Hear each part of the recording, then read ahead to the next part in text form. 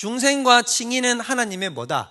완벽한 하나님 독자적 행동이다. 그러나 하나님의 성화는 뭐를 요구한다? 우리에게 능동적 참여를 요구한다. 능동적인 참여를 우리에게 요구합니다. 적극적 참여를 우리에게 요구합니다. 적극적으로 참여해서 적극적으로 하나님 앞에 우리가 성화를 위해서 노력해야 된다는 거죠. 이런 관련된 성경 구절을 그러면 목사님 증거로 보여주세요 하면 여기 볼 수 있다. 자, 읽어볼까요? 12절 13절. 자, 여기 뭐라고 얘기해? 너희 구원을 어떻게 하라고 그래? 이루라고 얘기하잖아. 구원을 어떻게 하냐면 이루라는 것은 누구 보고 하라는 거죠. 그렇죠. 저거는 누가 대신해 줄 수 없어요. 옆에 있는 사람이 내 구원을 이루어줄 수도 없고, 더군다나 예수님도 어떻게 하냐면 우리에게 지금 뭘 요구하냐면 너 구원을 어떻게 하라는 거예요. 이거 이루어가라. 목사님 우리 구원 받은 거 아니에요. 이건 임의를 강조하는 거고, 여기서 뭘 강조하는 걸까? 아직을 강조해서 아직까지 우리가 가야 할 길이 있다라는 거예요. 있어요. 우리가 해야 할 몫이 있어요, 없어요? 있어요. 있어. 그래서 우리 구원을 이루어야 돼. 내가 해야 돼. 내가. 이거 남이 해줄 수 있는 게 아니에요. 13절의 비밀을 알면 성화의 비밀이 다 알게 되는 거예요. 13절이 최고 난이도로 어려운 거예요. 저게 안 되기 때문에 사람들이 성화를 헷갈리는 거예요. 하나님이 주도성을 가지고 성화를 시작해요. 성화를 시작해서 우리에게 뭘 하게 하시냐면 거룩한 행동을 하게 하시세요. 자, 무슨 말이냐면 하나님이 우리 속에다 뭘 집어넣으시죠? 선과 거룩과 하나님의 뜻을 행하고 싶은 마음을 줘요. 그래서 그 마음을 두고 우리가 그 마음을 통해서 감동받아 어떻게 하는 겁니까? 하나님의 뜻을 손으로 행하는 거예요. 이게 신인협력이에요. 신인협력을 정확하게 보여주는 거예요. 13절. 신인협력을 정확하게. 지금 제가 하는 말이 추상적으로 들리죠. 알쏭달쏭하게. 이게 어렵거든요. 이게 내가 나중에 엄청나게 그냥 딱 S적으로 설명을 해드리겠다. N처럼 지금 두리뭉실하게 설명 안 해드리고 S같이 설명해 드릴게요. 자, 그래서 하나님이 자기의 기쁘신 뜻을 위해서 너에게 소원을 두고 행하신다라고 했잖아요. 그러면 행함은 누가 하는 거예요? 내가 해야 돼요. 내가 하지 않으면 안 돼요. 이거 누가 해줄 수 없어요. 이거는 무조건 내가 해야 되는 거예요. 자, 첫 번째 보면 너희는 죄가 너희 죽을 몸을 어떻게 하게 하지 말라고? 이게 누가 하는 거예요? 내가 해야 되는 거예요. 자, 이걸 역으로 뒤집으면 어떻게 하냐면 죄가 너희 죽을 몸을 지배할 수도 있어요. 전 남편이 찾아와가지고 야, 시집 갔다 오지. 이리 와. 이러면 어떻게 할 수도 있다. 겁이 질려가지고. 그럴까? 이러면서 거기 가서 막 또 종살이 할 수 있다는 거예요. 근데 그걸 거부할 수도 있어요. 문제는 뭐냐면 많은 성도님들이 이걸 거부할 수 없다라고 생각하는데, 죄가 나를 유혹하고 나를 핍박하고 나를 찍어 누르려고 하면 나는 어쩔 수 없이 죄에 질 수밖에 없다라고 생각한단 말이에요. 이거 거짓말이라고. 이게 아니라는 거예요. 그 다음에 몸의 사욕에 순종하지 마는 것도 누가 하는 거예요? 내가 하는 겁니다. 예수님이 하는 게 아니에요. 이거 누가 하는 거예요? 이거 내가 해야 되는 거예요. 또 그 다음 읽어봐요. 말고 오직 너희 자신을 죽은 자 가운데서 다시 살아난 자 같이 하나님께 드리며 너희 지체를 의의 무기로 하나님께 드리라. 이거 다 내가 해야 되는 거예요. 이거 누가 해? 아무도 안 해. 내가 해야 돼. 자, 8장 13절 우리 핵심 구절이죠. 이거 좀 외워두셨으면 좋겠어요. 자, 너희가 육신대로 살면 반드시 죽을 것이로되 어떻게 해라? 몸의 행실을 죽이면 산다. 영으로서 몸의 행실을 죽이는 거 누가 해야 돼요? 내가 해야 돼요. 이거 내가 해야 돼. 내가. 골로새 3장 5절 또 핵심이죠. 읽어봅시다. 시작. 탐심은 우상숭배니라. 그럼 여기 보면 뭐라고 했어요? 그러므로 땅에 있는 지체를 어떻게 하라고요? 죽이라. 저것도 누가 죽여요? 내가. 저거는 남이 해줄 수 없어요. 오로지 누가 하는 것이냐? 내가 해야 돼요. 그러니까 성경에서도 계속 이야기하는 것은 반드시 성화에 있어서는 누구의 적극적 행동이 요구된다. 나의 적극적 행동이 요구된다는 것입니다. 여기에서 틀리게 되면, 자, 이런 걸 헷갈리게 하는 데가 또 카톨릭이에요. 제가 카톨릭 얘기했죠. 카톨릭이 어떻게 한다 그랬어요? 그 사람들은 의화라고 부르는데, 칭이 성화를 다 합쳐가지고 탁 모아가지고 이걸 의롭게 된다 이 말인 거예요. 의화라고 부르는데 어떻게 의화가 일어납니까? 그렇죠. 양선 잘했어요. 어떻게 하냐면 사제가 세례를 주게 되면 어떻게 됩니까? 그 그리스도의 의 공로가 포인트가 어떻게 된다고요? 주입된다 그러죠. 주입. 자, 여기에 내가 할 여지가 있어 없어요? 없어요. 이러니까 아니라고요. 이런 게. 자, 칭의는 하나님이 하시지만 성화는 누가 해야 돼요? 내가 해야 되잖아요. 그러니까 이게 기계적으로 이런 식으로 되는 것은 하나님이 원하는 방식이 아니라고, 이런 게 극단적으로 가는 거라고. 가톨릭은 여기에서 이제 또 어떻게 하면 양쪽 극단을 해요. 왼쪽 빠졌다 오른쪽 빠지거든요. 그럼 나중에 이 사람들은 또 의화해서 더 거룩하게 살려는 일상의 삶으로 들어갈 때는 어떻게 하냐면 이렇게 행합니다. 육체적 고행을 해요. 혹시 여러분들 다빈치 코드 봤어요? 다빈치 코드에 역시 너무 옛날 영화라서 여러분 기억나실지 모르겠는데 킬러가, 가톨릭 쪽 킬러가 따라붙죠. 가톨릭 킬러 그 얼굴 하얘가지고 이렇게 키 크다라네. 그 기억나죠? 걔가 밤마다 어떻게 합니까? 그렇죠. 쇠채찍으로 하고 여기다가 허벅지에다가 고문기구 같은 걸 하나 설치하잖아요. 허벅지를 이렇게 가시가 나 있는 이런 철로 된 허벅지 여기다가 해놓고 밤마다 회개기도 해놓고는 어떻게 합니까? 이거를 벨트처럼 확 쪼죠. 그러면 으악 이러잖아요. 이게 뭐냐면 가톨릭적 고행이에요. 그러니까 그런 고행으로 뭘 할 수 있다는 거예요. 그렇죠. 육적인 욕구를 죽일 수 있다고 생각을. 그런 게 죽었다 깨어나도 아니라고. 그러니까 이런 복음적 개념을 모르면 왼쪽 빠졌다가 오른쪽 빠졌다가 이 짓만 계속해요. 이것만. 그래서 있잖아요. 좀 우리 믿는 사람들도 좀 극단적으로 가는 사람들은 이런 식으로 가기도 합니다. 교회사에 보면 이런 사람들이 꽤 있어요. 이렇게 극단적으로 간 사람들. 오리겐 같은 사람들. 오리겐 많이 들어보셨나요? 처음 들어보실 수도 있어요. 괜찮아요. 근데 오리겐이라고 하는 교부, 굉장히 유명한 신학자인데 이 오리겐은 그야말로 엄청난 저작을 쓴 사람입니다. 그래서 신학적 사상이 이제 그때는 워낙 초기니까 우리가 지금 발달해서 정통 교리를 세워놓은 것처럼 이렇게 신학이 발달하지 못하다 보니까 이 사람이 오류도 많습니다만 오리겐이 또 정말 신실하게 하나님을 믿고 따르던 섬기던 사람이에요. 이 사람은 고문을 모지게 받아서 순교해서 죽었습니다. 오리겐 하면 아주 참혹한 고난을 받은 사람으로 유명한데, 근데 이 오리겐이 어떠냐면 평생에 하나님 앞에 자기를 내어드리기 위해서 자기가 딱 걸리는 게 뭐였냐면 자기는 성적인 욕구를 못 참겠는 거예요. 이거 내 갖고 살다가는 내가 어떻게 하겠다, 하나님 못 섬기겠다는 생각이 들어서 이 사람 어떻게 해버렸을까? 이 사람이 성경을 봤거든요.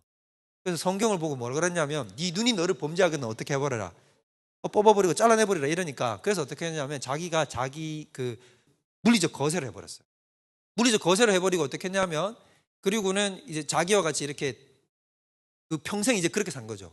살면서 저작을 엄청나게, 이제 자기의 가진 삶을 전부 다 하나님의 뜻을 펼쳐내는데 쓰려고, 그래서 책을 엄청나게 썼어. 책을 엄청나게 써가지고 정말 수없이 많은 저작들을 남겨놨습니다. 극단적으로 하죠. 또 어떤 사람들이 있는 줄 아세요? 교회에서는 정말 별의별 희한한 사람 다 있습니다. 주상성인이라는 사람도 있거든요. 주상성인이 뭔지 아세요? 자, 주상성인이 뭐냐면 기둥주자예요. 기둥을 이렇게 세워. 그리고 어디 사냐면 평생을 여기 살아요. 소림사 빰빰빰빰빰빰빰 여기서 삽니다. 여기서. 이래가지고는 어떻게 하냐면, 왜 이렇게 사냐면 자기는 사람들과 접촉하지 않고 구별되기 위해서. 그래서 이제 나중에 어떻게 하면 점점 높이가 높아져. 왜냐하면 사람들이 이렇게 주상성인이 이런 식으로 나오게 되면 이렇게 이때 당시에 풍조가 어떠냐면, 이제 기독교가 로마의 국교화가 되고 나니까 초대교회에서 이제 국교로 넘어왔잖아요. AD 313년 넘어가서 이렇게 넘어가니까 국교화가 되면서 또 부작용이 있거든. 뭐냐면 이제 원래 마이너 하던 우리가 메이저로 올라오게 되니까 그 마이너의 정신을 잃어버리는 거예요. 무슨 말인지 이해되죠? 그러니까 이 마이너의 정신은 끝까지 견고하게 막 유지하려는 그런 움직임들이 있단 말이에요. 그런 사람들 중에 한 사람들이 이런 사람들이라. 그러니까 이렇게 가니까 또 그때 당시에 그 신앙적 뭐라고 할까, 이 순교적 철두철미함 이걸 막 추구하는 거를 뭐라고 굉장히 이렇게 이상적으로 보는 사람들이 많았을 것 아닙니까? 그런 사람들 많거든요. 교회 분위기에. 그러니까 이런 사람들을 추종하는 사람들이 많아져요. 이 사람들 옆에 오면 밑에 막 군중들이 여기에 막 구름대 같이 이렇게 막 우상이 돼요, 이 사람. 그래서 평생을 여기에다가 이렇게 기대해가지고 기도하고, 그 밑에 있는 사람들은 뭐냐, 와, 기도한다. 궁금하죠? 소변과 대변은 어떻게 해결했을까? 그래서 여기 올라가가지고 평생을 저기서 저렇게 살아요. 여러 관련된 기록들 보면 진짜 재밌습니다. 한번 보세요. 뭐라고 하면 재밌어요. 진짜 보세요. 재밌는 기록들 진짜 많아요. 이게 주상성인이라고 하고 이런 사람들 이렇게 하면서 자기를 어떻게 하는 거예요? 이런 것들을 성화에 대한 것들을 이제 잘못 아는 거죠. 복음에 대한 핵심적 진리. 우리가 여기 있는다고 해가지고 하나님의 뜻을 따르는 게 아니잖아요. 그래서 이걸 뭐냐면 극단적인 고행으로 들어가는 거죠. 극단적 고행. 그 다음에 또 뭐가 있냐면 이런 것도 있죠. 이게 안 되니까 이제 어떻게 하냐면 사막으로 들어가. 사막의 교부가 되는 거죠. 이 가장 대표적인 사람이 안토니우스. 이 안토니우스는 사막의 교부, 그러니까 수도원 운동의 창시자라고 볼 수 있어요. 이집트 사람인데 안토니우스의 생애라는 책이 있습니다. 여러분들 한번 찾아보서 읽어보시면 좋을 것 같아요. 굉장히 좀 읽어볼 만합니다. 이 책은 아타나시우스가 썼어요. 아타나시우스 많이 들어보셨죠? 그 삼위일체 교리를 확립한 아타나시우스가 썼는데, 이 안토니우스라는 사람도 어떻게 하냐면 엄청난 부잣집 아들이거든요. 부모님이 돌아가시고 막대한 유산을 물려받았는데 어느 날 성경을 읽었더니 뭐라 그랬냐면 부자 청년에 대해서 말씀해 주신 그게 자기한테 팍 꽂힌 거예요. 너의 소유를 모두 팔아 가난한 자들에게 나눠주고 너는 어떻게 해라? 나를 쫓으라. 문자 그대로 다 팔아버려. 다 팔아버리고는 자기 여동생을 위해서 여동생이 살 수 있는 만큼의 재산을 남겨놓고 자기는 나머지는 싹 다 가난한 자들에게 보내버리고 자기는 혼자 사막으로 들어가 버립니다. 이집트 사막에 아무 대책 없이 그냥 들어가 버려요. 그리고는 거기서 110세까지 살아요. 대단하죠? 이 사람은 엄청난 사람입니다. 안토니우스는. 이 사람은 진짜 완전 자꾸 이런 표현을 쓰면 안 돼. 스바라시예요. 진짜 어메이징한 사람. 어메이징한. 이 사람이 제가 봤을 때 이 사람 거짓말했다고 생각하지 않는데 이 사람이 뭘 했냐면 이렇게 했대. 자기처럼 사막에 들어와서 또 있었던 사람이 있었어요. 전설적인 또 이렇게 완전 뭐 이렇게 기도하는 사람. 둘이 또 만났네. 둘이 만나가지고 식사를 하려고 둘이 만나가지고 앉았는데 이렇게 드론드론 대화를 하는 거예요. 그런데 식사 시간이 됐잖아요. 둘 다 걱정하는 타입이 아니잖아. 오로지 누가 먹여? 하나님이 먹이니까. 그래서 둘이 딱 기도를 했는데 우리 식사 시간이군요. 그럼 하나님이 우리에게 또 선을 베푸실 것입니다. 말이 떨어지기 전에 뭐가 오냐면 까마귀가 날아와. 먹을 걸 물고. 그리고 두 사람 사이에다 내려놓고 떠나요. 엄청나죠? 저는 이거 거짓말 아니라 생각해요. 내려놓고 가는 거예요. 또 그럼 둘이 어떻게 하냐면 또 이렇게 얘기해. 당신이 기도하시죠. 이게 또 기도하시죠. 이걸로 1시간 가까이 얘기해요. 기도하시죠. 아닙니다. 기도하시죠. 둘이 기도하고 또 냠냠 먹어. 사막에서 물 한 모금 먹고 빵 한 조각 먹고 둘이 또 하면서 하나님을 만나는 즐거움에 대해서 얘기해. 그리고는 야이지엔 사요나라 하고 또 이렇게 이렇게 사는 사람들이 있어요. 근데 이 사람들도 얼마나 극단적으로 하나님 앞에 나아가는지 몰라요. 완전 세상과 구별되어 버린 어떤 극단적인.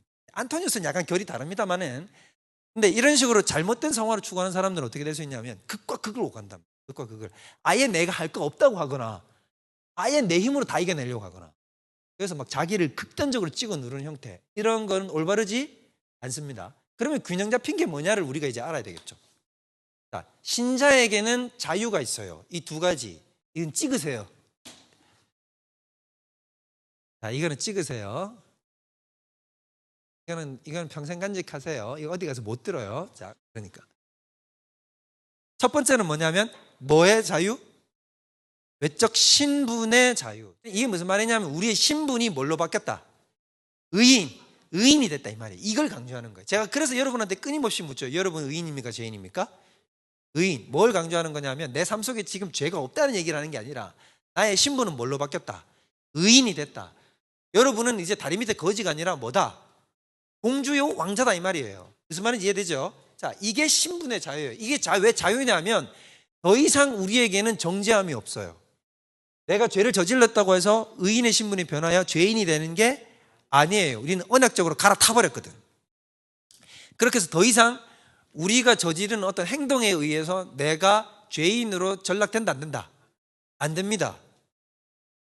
안 됩니다, 여러분. 이거 기억해야 돼요. 이거를 그대로 못 받아들이는 쪽이 뭐냐면 요새 막 말하는 그런 거예요. 세관점 같은 거. 세관점주의, 뉴퍼스펙티브 같은 이런 거는 뭐냐면 내가 하는 행동에 따라서 뭐가 결정되냐면 구원이 결정돼요. 가톨릭도 그렇고. 그러니까 내가 지금 악을 저지르면 내가 뭘 잃어버리는 거예요. 구원을 잃어버리는 거예요. 그래서 이 사람들은 뭐라 그러냐면 유보된 칭의라 그래서, 칭의는 우리가 살아 생전에 칭의를 받잖아요. 칭의 받아서 거듭나서 하나님의 백성이 되잖아요. 근데 이 사람들에게는 칭의를 저 뒤로 미루는 거예요. 언제까지? 그렇죠. 죽을 때까지. 그러니까 예수님이 최후의 심판을 단행해가지고, 야, 지금까지 지내온 것 보니까 너 의롭구나, 그때 가서 얘기해 준단 말이에요. 그래서 구원의 확신이 있다 없다? 이거 아닙니다. 이건 하나님에 대해서 너무 모르는 행동이에요. 하나님에 대해서 너무. 왜냐하면 우리 입장에서는 시간이라는 것이 주어져 있지만 하나님 입장에서는 시간이 있을까 없을까? 없죠. 자, 우리 입장에서는 인간을 어떻게 봐야 되냐면 시간의 시험대 위에다 올려놓고 그때 봐서 진짜인 것이 드러나야 진짜이죠. 맞죠? 근데 하나님은 이미 나를 알까 모를까? 시간의 관념하에 나를 넣을 필요가 없어. 이미 시간 바깥에서 나를 봐요. 이게 이해가 되는지 모르겠네. 식빵 바깥에서 이미 다 봤단 말이에요. 결과를 이미 알아요, 몰라요? 다 안단 말이에요. 식빵 바깥에 있기 때문에. 지금 이번 일기분들도 이번에 오신 분들 식빵이 뭔지도 모르겠고, 오랜만에 또 그리려고 하니까 또 이거 또 어렵다.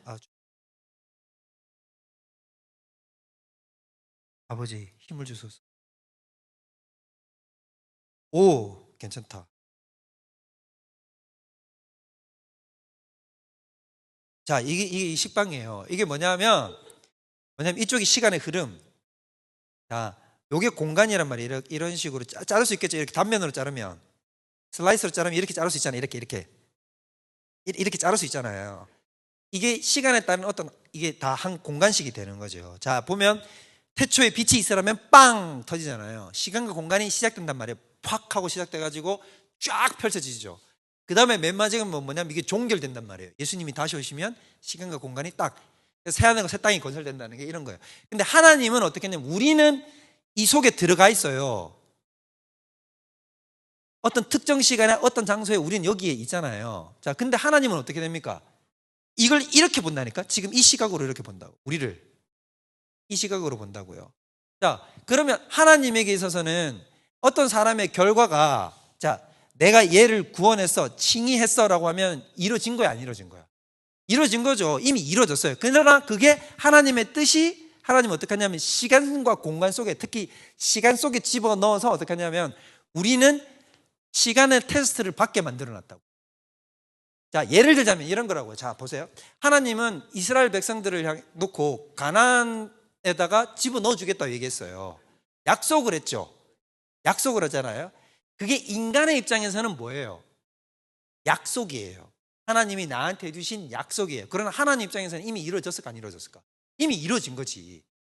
하나님이 이렇잖아요. 자, 태초에 보면 태초에는 빛이 있으라 하니까 어떻게 됩니까? 빛이 곧바로 있죠.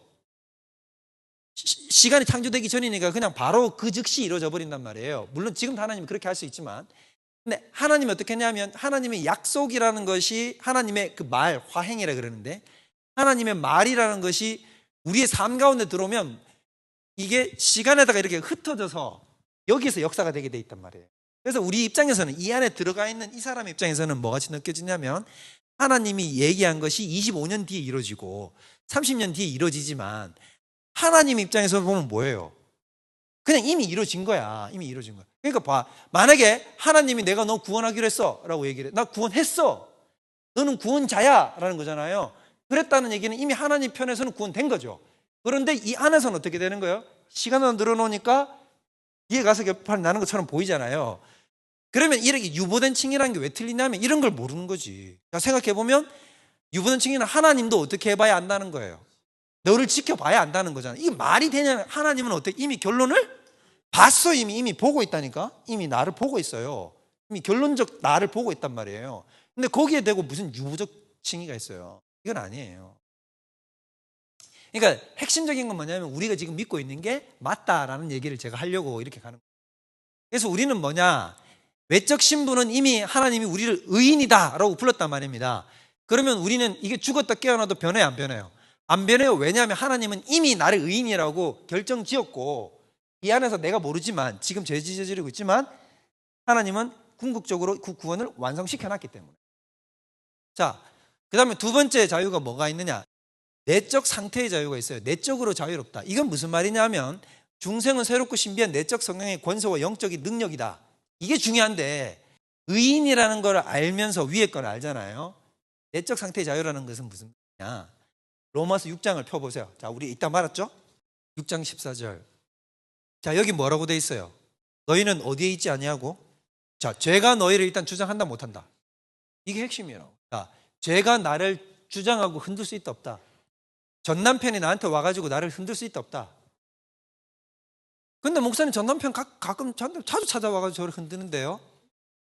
그 왜 그런 걸까요? 나를 속이는 거죠. 자, 예를 들자면 전 남편은 나를 합법적으로 나를 강제할 권리가 이제 있어 없어요? 없어요. 이미 끝났어요. 법적으로 끝났기 때문에. 그래서 이미 끝났는데 뭐냐면 내가 너무 옛날에 과거에 찌들려 있는 경험이 있으니까 그래서 내 생각과 내 행실과 내 방식이 어디를 향해서 쫓아가는 거예요? 여기를 향해서 쫓아가는 거거든요. 이걸 잘 알아야 된단 말이에요. 그래서 죄가 나를 주장을 할 수 있다 없다? 없어요. 죄는 끊임없이 두 가지를 통해서 우리에게 개입을 해서 우리를 자꾸 죄의 세력으로 끌고 들어가는데 뭐냐면 첫 번째가 속임, 두 번째가 강압. 이렇게 해요. 그러니까 속이는 거예요. 속인다는 건 뭐냐면 야, 네가 아직 네가 제대로 된 것 같아? 네가 그 의인인 것 같아? 이렇게 속이는 거지. 우리가 가지고 있는 신분에 대해서 속이고 잘못됐다고 얘기를 하고 우리를 자꾸 흔드는 거예요. 사탄이랑 똑같아요. 정말로 동산나무에 있는 모든 실과를 먹지 말라 하더냐? 속여. 속이고 어떻게 하냐면 강압해. 너 꼼짝없이 나한테 걸렸어. 도망 못 가. 따라와. 닌 절대로 나를 못 벗어나. 이거예요. 이미 우리도 속고 있다고요. 그래서 여러분들도 무의식적으로 이런 생각 가지잖아. 죄에서 나 벗어날 수 없어. 가지고 있잖아요. 이미 속임과 강압에 우리가 눌려 있다니까. 강압에. 이렇게 간다는 거예요. 이게 아니라고요. 내적 상태가 어떻게 돼 있다? 자유로. 우린 더 이상 죄가 우리를 관계할 수 있다 없다?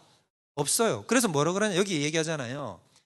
죄가 너희를 주장 못한대. 너희가 왜? 법 아래 있지 아니하고.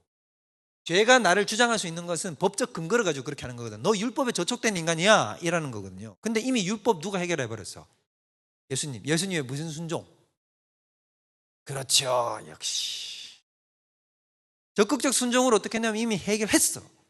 해결했기 때문에 더 이상 그 율법은 나와 관련이 없어. 율법적 정죄를 나는 받지 않아요. 그런데 내가 율법 범한 거 막 자꾸 뭐라고 나한테 나가오냐면 너 그렇기 때문에 너 의인 아니야 라고. 여기에서 벗어날 수 있어야 된다. 그리고 그러나 우리는 이제 어디 아래 있다? 율법 아래 있지 아니하고 은혜 아래 있다는 것입니다. 은혜 언약 속으로 이미 들어갔기 때문에 이제 더 이상 그가 우리를 주장할 수 없다는 것입니다. 이게 복음을 반쪽짜리로 듣는다고요. 자, 위에 거는 뭐라고 듣느냐면 이거는 한국교회가 그렇게 잘 얘기해. 좀 어설프게 배우긴 하지만 그래도 이거 아주 많이 배운 배우. 이걸 잘못 활용해요. 그래서 뭐 어떻게 합니까? 죄를 적당히 저질러도 천국 간다. 괜찮다라는 걸로 받아들이고 자꾸 살잖아요. 밑에 보면 저걸 못 받아들여요. 자, 저게 복음을 반쪽만 믿는 거야. 한국 교회 성도들이 특히 우리가 어떻게 되냐면 위에 거를 못 따라가 이것만큼 이걸 확신을 못 해요. 그래서 한국 교회는 약간 구원론이 어떻냐면 구원파 같아. 어떠냐면 실생활에서 의를 이루면서 사는 거는 불가능하다고 이미 제꼈어. 이미 제끼고 어떻게 했냐면 그럼에도 불구하고 내가 어떤 죄를 저질러도 나는 어딜 간다? 천국 간다는 요거 하나를 붙들고 가는 거예요. 이게 구원파예요. 그래서 약간 우리는 반구원파 같아요. 그래서 우리가 알아야 되는 거는 우리는 신분의 변화가 없다는 이 사실, 이건 알아요. 이걸 알죠? 근데 또 동시에 어떠냐면 우리 실생활에 살면서 제가 나를 주장을 할 수 있다 없다? 없어요. 자, 여호수아에서 그렇게 가르치잖아요. 하나님이 자꾸 그 여호수아와 그 백성들한테 뭐라고 얘기를 하냐면 저 가나안 백성이 강해 보여도 너희를 주장을 한다 못한다? 못한다. 너희가 어떻게 하기만 하면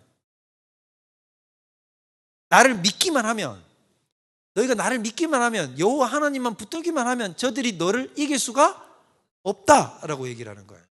근데 우리는 자꾸 핑계 대거든. 뭐라고 하냐면 저들을 우리가 점령할 수 없습니다. 왜? 키도 크고 성벽도 높고 철병거도 갖고 있어요. 그래서 우리는 못해요. 이게 여호수아가 있을 때는 믿음으로 이기죠. 그런데 여호수아가 죽고 나니까 뭐라 그러냐면 그 뒤에 지파들은 못 이기잖아. 사사기에 나오죠. 초반에 지파들이 못 이기는 이유는 뭐냐면 내적 상태의 자유를 깨닫지를 못하는 거예요. 이게 안 된다는 거예요. 이게 믿음이 안 되기 때문에. 그래서 은혜 언약 안에 있는 성도의 두 가지 특권이 있어요. 이제 성화에 있어서 이것도 너무 감사한 거죠. 첫 번째는 뭐냐면 죄에 대한 무한한 용서가 보장됩니다. 그러니까 우리가 아무리 죄를 저질러도 우리는 어떻게 된다? 무한한 용서. 왜 그런 것이냐면 이미 어떻게 됐으니까 예수님이. 그렇죠. 과거, 현재, 미래 죄를 다 해결하셨기 때문에 그래서 우리 예수님께서 주신 그 십자가의 공로로 인해서 죄에 대한 무한한 용서가 이미 우리는 보장되어 있다. 그래서 아무리 큰 죄를 저질러도 어떻게 된다? 용서받습니다. 여러분들이 혹시 여러분 스스로 너무 걸리는 어떤 죄를 저질렀어. 나는 이제 하나님 편에 있어서도 난 더 이상 하나님 자녀가 될 수 없어. 이런 식의 생각 가지지 말라는 겁니다. 이런 것들은 다 누가 하는 거냐면 뒤에서 사단이 공작하는 거예요. 그다음 두 번째, 하나님은 죄를 이길 수 있는 무한한 은혜를 약속하셨습니다. 그래서 은혜를 무제한적으로 공급해 주겠다는 거죠. 내가 어떻게 하기만 하면 하나님의 죄를 이기기 위해서 하나님의 은혜를 구하기만 하면 하나님이 어떻게 하시겠다고 약속했냐면 무제한급 은혜를 허락하시겠다. 계속해서. 왜냐하면 하나님이 이거보다 더 기뻐하시는 게 없으니까. 아까 얘기했지만 다시 목적을 가지고 생각해 보면 하나님이 우리를 어떻게 하시려고 구원하셨다? 그렇지. 거룩하게 하시려고 구원하셨다고 한다면 거룩하게 하고자 우리가 원한다고 하면 하나님이 그보다 더 하나님의 소원에 적합한 게 없잖아요. 하나님이 거기에 대한 무제한적 은혜를 허락하신다는 거예요. 그래서 절대로 응답되지 않는 기도가 될 수 없는 것. 그러니까 무조건적으로 응답될 수밖에 없는 기도는 바로 뭐냐면 이 기도예요. 하나님, 내가 죄를 이길 수 있도록 나에게 무엇을 부어달라? 은혜를 부어주십시오 라는 기도는 하나님, 내가 죄를 이길 수 있도록 죄악의 권세를 내가 눌러서 이길 수 있도록 하나님, 나에게 은혜를 부어달라는 기도는 하나님의 은혜를 100% 보장합니다.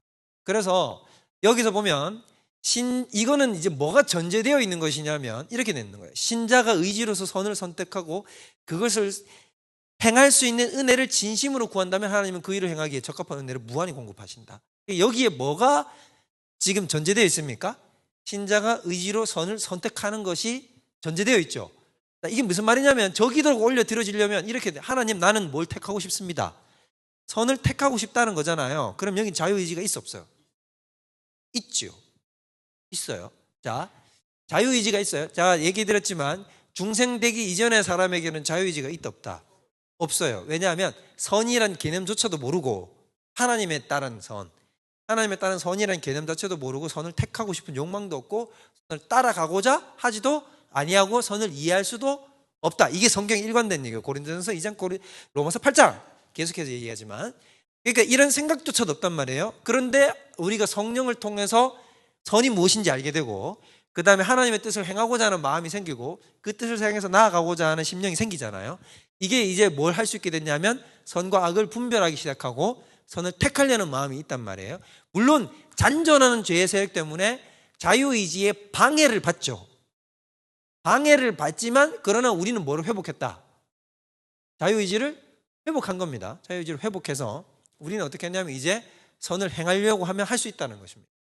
그래서 거기에 따라서 내가 선을 행하고 싶으니 하나님, 나에게 힘을 달라라고 하는 기도보다 더 위대한 기도가 없어요. 이거보다 하나님이 더 기뻐하시는 기도가 없단 말입니다. 이거는 즉각 응답됩니다.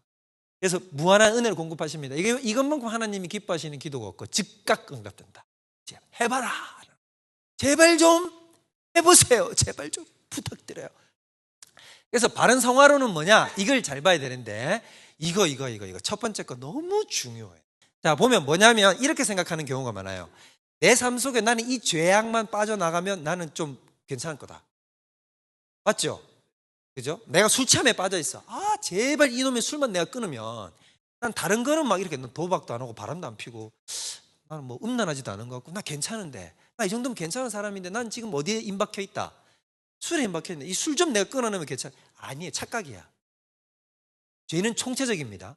죄를 큰 덩어리 하나로 총체로 해야 돼. 그래서 자꾸 이렇게 대응을 하면 어떻게 안 돼요. 왜냐하면 술 먹는 것만 자꾸 내가 맞서 싸우려고 하면 이미 지는 거예요. 어떻게 해야 돼요? 죄를 통째로 전체를 죽여야 돼. 전체를 통째로 내 안에서 죽여야 술 먹는 죄도 죽는 거예요. 자, 풍선 비유와 똑같아요. 아, 풍선이 튀어 올라와 있는 거죠. 이렇게 있다가 이렇게 블룩 한쪽이 튀어 올랐잖아요. 이걸 내가 집어 넣으면 어떻게 될까요? 안쪽이 그냥 약한 쪽이 또 툭 튀어 올라오는 거예요. 그러니까 죄의 팽창력, 풍선의 안에 공기가 들어가니까 쭉 팽창하잖아요. 근데 내가 약한 데를 뚫고 나온 것 뿐이에요. 내 약한 곳은 술이에요. 내 약한 곳은 음란이고, 내 약한 곳은 뭔가 다른 중독이고, 내 약한 곳은 어떤 다른 질투와 미움과 이런 거예요. 그러니까 사람마다 각각의 고유한 약한 지점이 있죠. 거기를 향해서 죄의 세력이 뚫고 나오는 것일 뿐인 거예요. 그러면 어떻게 됩니까? 여길 찍어 누르면 또 어디가 될까요? 또 다른 약한 데가 튀어나와요. 그러니까 어떻게 되냐면 그냥 바람에 구멍을 뚫어서 바람을 빼버리는 거죠. 이해되세요? 그러니까 각계격파를 하려고 하면 된다 안 된다? 안 돼요. 단디 들어요. 단디 들어서 제발 좀 적용하면 이것보다 여러분이 하나님 뜻을 쫓아갈 수 있는 진짜 놀라운 능력을 지금 소유하게 되는 거잖아요. 그래서 저는 이걸 처음 알았을 때 와, 이건 나 혼자 죽었다 깨어나도 생각 못한다 이 생각이 들었어요. 저는 이걸 존 오웬을 통해서 깨달았는데 오웬이 이 얘기를 하는 거예요. 그러면서 내가 박수를 쳤는지, 와, 그러네. 내가 이때까지 어떻게 싸웠냐면 나는 특정 제약을 놓고 싸웠거든요.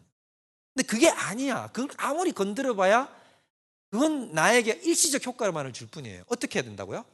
전체를, 바람을 빼버려야 돼. 전체를 공략하는 거예요. 핵심부를 공략하는 거예요. 자, 그 다음 중요한 거, 사람이 스스로 죄를 죽일 수 있다 없다. 이거 아까 얘기했지만 신인협력이라면서요. 신인협력이면 그럼 내가 죽일 수 있으니까 하나님이 나한테 시킨 거 아니냐? 이게 여기에서 복잡해요. 이게 헷갈려요. 이게 진짜 어려운 이제 아트에 들어온 거예요. 자, 이 지점을 잘 알아야 돼요. 자, 우리가 스스로 죄를 없앨 수 있다 없다? 없어요. 그래서 내가 여러분한테 어떤 비유를 들어서 설명을 할까 너무너무 고민을 많이 하다가 내가 지금도 심히 지금 갈등하고 고민을 하고 있는데 이 비유를 가르쳐 줄까 말까. 그런데 일단 핵심부터 먼저 합시다. 자, 뭐냐면 죄를 이길 수 있는 능력은 오로지 누가 가지고 있다? 특히 성령이 가지고 있다. 거룩한 영이신 성령께서 죄를 이길 수 있는 능력은 오로지 성령께 있어요. 근데 내가 한다는 건 뭐냐면 성령의 힘을 내 삶 속으로 끌고 들어오는 거예요. 이거예요. 어렵죠? 그래서 성령의 능력이 아니고는 이게 불가능하다는 걸, 이 지점을 어떻게 하냐면 성도가 수천 번, 수만 번 실패하는 지점이 여기에요. 우리가 잘 살다가 주님 뜻대로 가다가 꼬꾸라지는 게 바로 저것 때문이에요. 자, 신자들이 빠지는 오류가 이거예요. 아까 우리 믿음으로 구원 얻었죠? 구원 얻고 난 다음에 주님 뜻대로 살아가고자 하잖아요. 그래서 열심히 내가 관련된 의무들을 막 수행해 나가는 거예요. 말씀도 열심히 보고 기도도 열심히 하고 나쁜 짓도 안 하려고 하고 마음의 생각도 안 가지려고 해요. 근데 요거 잘한단 말이에요. 근데 이 순간 어디로 딱 넘어가냐 하면 인간이 죄성이 있어가지고 어디로 딱 넘어가냐면 어느 순간 그걸 열심히 하는데 치우쳐. 무슨 말이냐면 더 이상 성령을 의지하지 않아. 그냥 그 외적 행동에 집착을 하는 거예요. 자연스럽게 나도 모르게 어느 순간 이게 싹 바뀐단 말이에요. 바뀌어가지고는 어떻게 되냐면 내가 내 뜻과 내 힘으로 이걸 싸우려고 하고 있는 거죠. 그렇게 하면 어떻게 돼요? 100% 져요. 자, 예를 들자면 이스라엘이 전쟁을 하는 것과 똑같다 생각하면 됩니다. 자, 대적이 왔어요. 블레셋이 왔으면 어떻게 합니까? 처음에는 하나님 도와주십시오 라고 해가지고 막 믿음으로 붙들고 가가지고 싸우니까 이겨요? 안 이겨요? 이겨요. 야, 이긴다 이거야. 그러다가 이제 이기는 게 정신 팔리는 거지. 그러다가 어떻게 됩니까? 이제 하나님 힘으로 안 싸우고 내 힘으로 싸우는 거죠. 그러다가 어떻게 되냐면 꼬꾸라지는 거야. 내 힘으로 싸우면 하나님이 일부러 거리를 벌리거든요. 이게 아니야 라고 이렇게 거리를 벌리는 거란 말이에요. 요 지점이 이거에서 수천 수만 번을 실패합니다. 가장 많이 여러분들이 지금 성화에 실패하는 거의 99.9%는 여기서 다 쓰러지는 거예요. 저는 확신해. 100%. 그러면 여기에서 뭐를 배우느냐 하면 몸으로 처참하게 배우는 건데 지금 우리가 지금 그 단계에 와 있는 거예요. 몸으로 뭘 처참하게 배우냐면 나는 내 힘으로 이길 수가 없구나. 이걸 배우는 거예요. 이거 처절하게 깨달아야 돼요. 근데 여기서 점핑을 이상한 쪽으로 가면 주님이 다 싸우라. 이게 이상한 걸로 가는 거고, 그러면 제대로 들어가면 어떻게 되는 거냐면 나는 내 힘으로 싸워가지고는 된다 안 된다? 안 된다. 철저히 누구를 의지해야 된다? 성령을 의지해야 된다는 걸 깨닫고 그분을 끊임없이 붙드는 것. 내가 아무리 잘 되더라도 누구를 계속 붙드는 것. 성령을 계속 붙들고 의지하는 것이 올바른 성화라는 거예요. 이게 핵심이에요. 이해되세요? 자, 이걸 아는 것만 해도 여러분은 지금 여러분이 가지고 있는 현상에 대해서 지금 객관적으로 판단할 수가 있게 됐잖아요. 지금 내가 어디서 틀어졌고 잘못됐는지를 알게 됐죠. 이것만 해도 엄청난 수학이에요. 왜냐하면 우리가 이걸 몰랐을 때는 그냥 실패감에 사로잡힐 뿐이에요. 나는 안 된다. 그러니까 더 이상 막 나 거룩하게 막 지나치게 거룩하게 살려는 거 나 이제 그냥 적당하게 큰지 안 저지르고 이 정도 살면 된다. 이렇게 생각하는 데서 멈추거든요.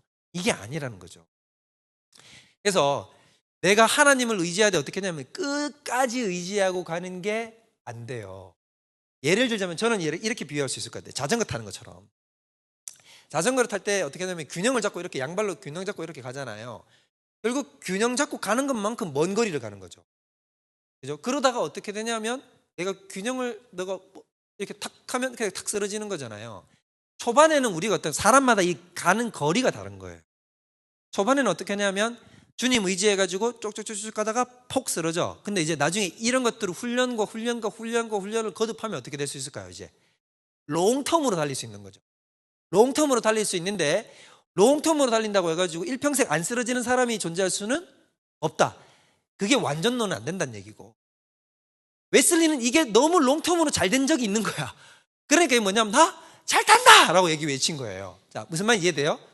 그래서 이제 이게 뭐냐면 신앙의 연수가 더해지면 더해질수록 이제 어떤 법을 더 잘 배우냐면 나를 붙드는 게 아니라 하나님을 붙드는 법을 배우는 거죠. 요걸 잘 붙들게 배우는 것이 성화의 그거라는 거예요. 그러니까 하나님이 우리에게 왜 죄를 잔존시켜놨냐면 하나님과 연합해서 이렇게 나아가는 것을 우리로 하여금 깨닫게 하기 위해서. 이게 진짜 사랑이고 이게 관계 맺는 거니까. 이해되세요? 그래서 끊임없이 뭘 하냐면, 자, 예를 들자면 성경에 나오는 비유는 이런 거죠. 베드로, 우리 이번에 뮤지컬 여러분 보셨잖아요. 거기 베드로 물에 빠진 장면 나오죠. 자, 이렇게 해서 걸어오라 라고 얘기를 하니까 걸어오죠. 걸어오는데 베드로 처음에 잘 걸었어요, 못 걸었어요? 누구만 봤을 때? 내 눈엔 예수님만 보면 돼. 근데 가다가 그때는 예수님만 의지하고 가는 거죠. 그러다 상황과 환경과 나를 쳐다보고 나를 주목하니까 어떻게 돼요? 그대로 빠져들어가죠. 이거예요, 이거. 정확하게 이거로. 이렇게 빠져들어가니까 어떻게 합니까? 예수님이 다시 건지죠. 약속은 뭐냐면 무제한적인 건짐이 있다는 거예요. 무제한적으로 건져준다고. 자, 예수님 제가 이렇게 롱텀으로 걷는 게 힘들어요. 내가 도와주겠다는 거예요. 예수님이 그것도 도와주겠다는 거예요. 그래서 자꾸 예수님 뭐냐면 넌 나만 바라봐 라고 얘기를 하는 거죠.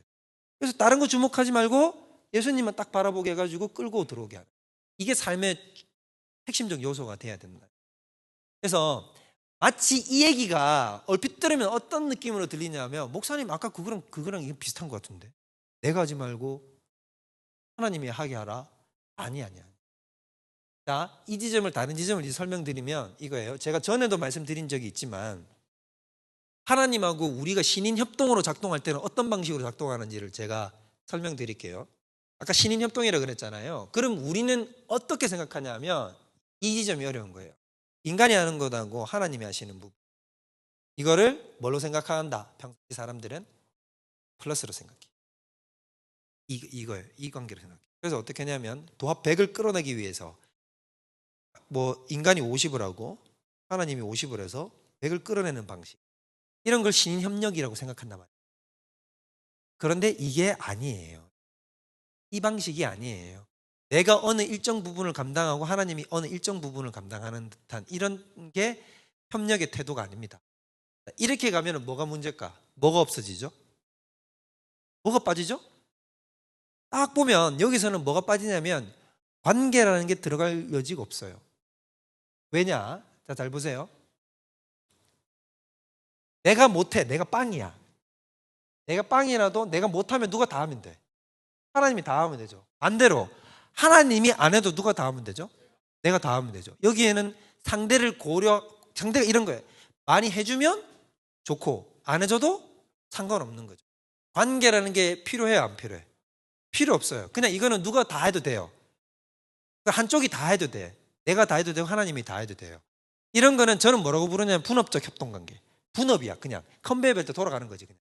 앞에 애가 좀 못하면 내가 더 많이, 얘가 하나 받고 내가 하나 박는데 쟤가 하나 안 박으면 내가 어떻게 하면 돼요?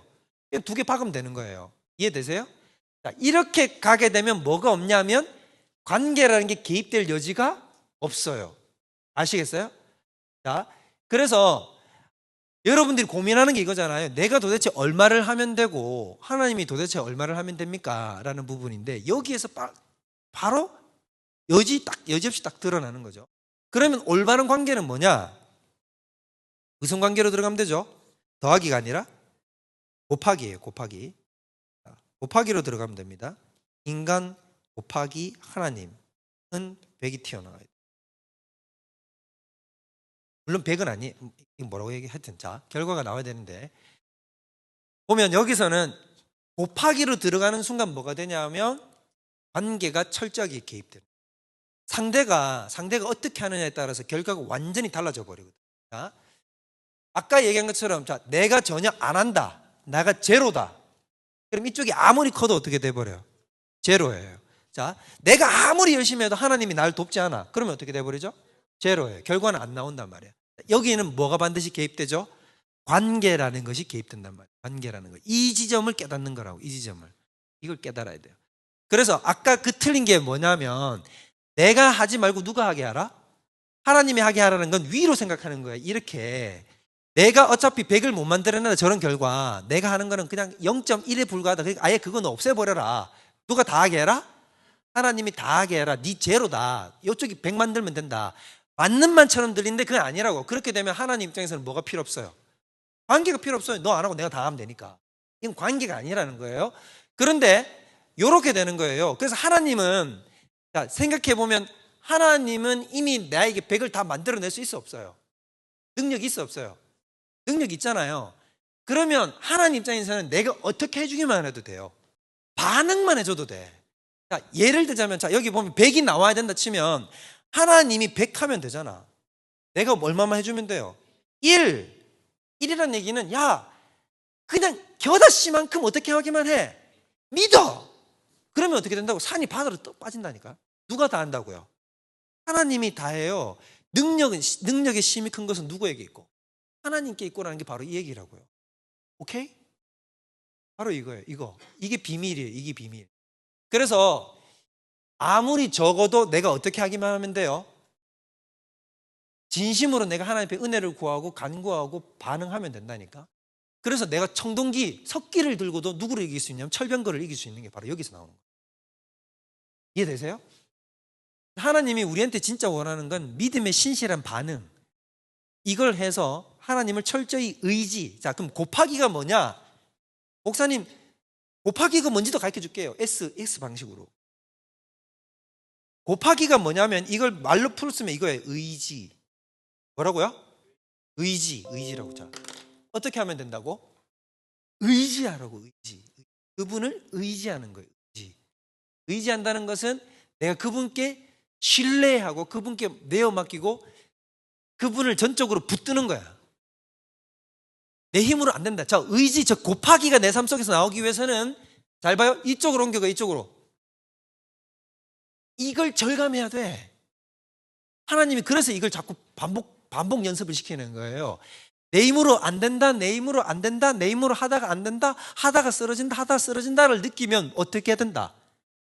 아, 하나님을 의지해야 되겠다로 가야 되는데, 아, 하나님, 내가 안 해야 되겠다가 아니라, 알겠어요?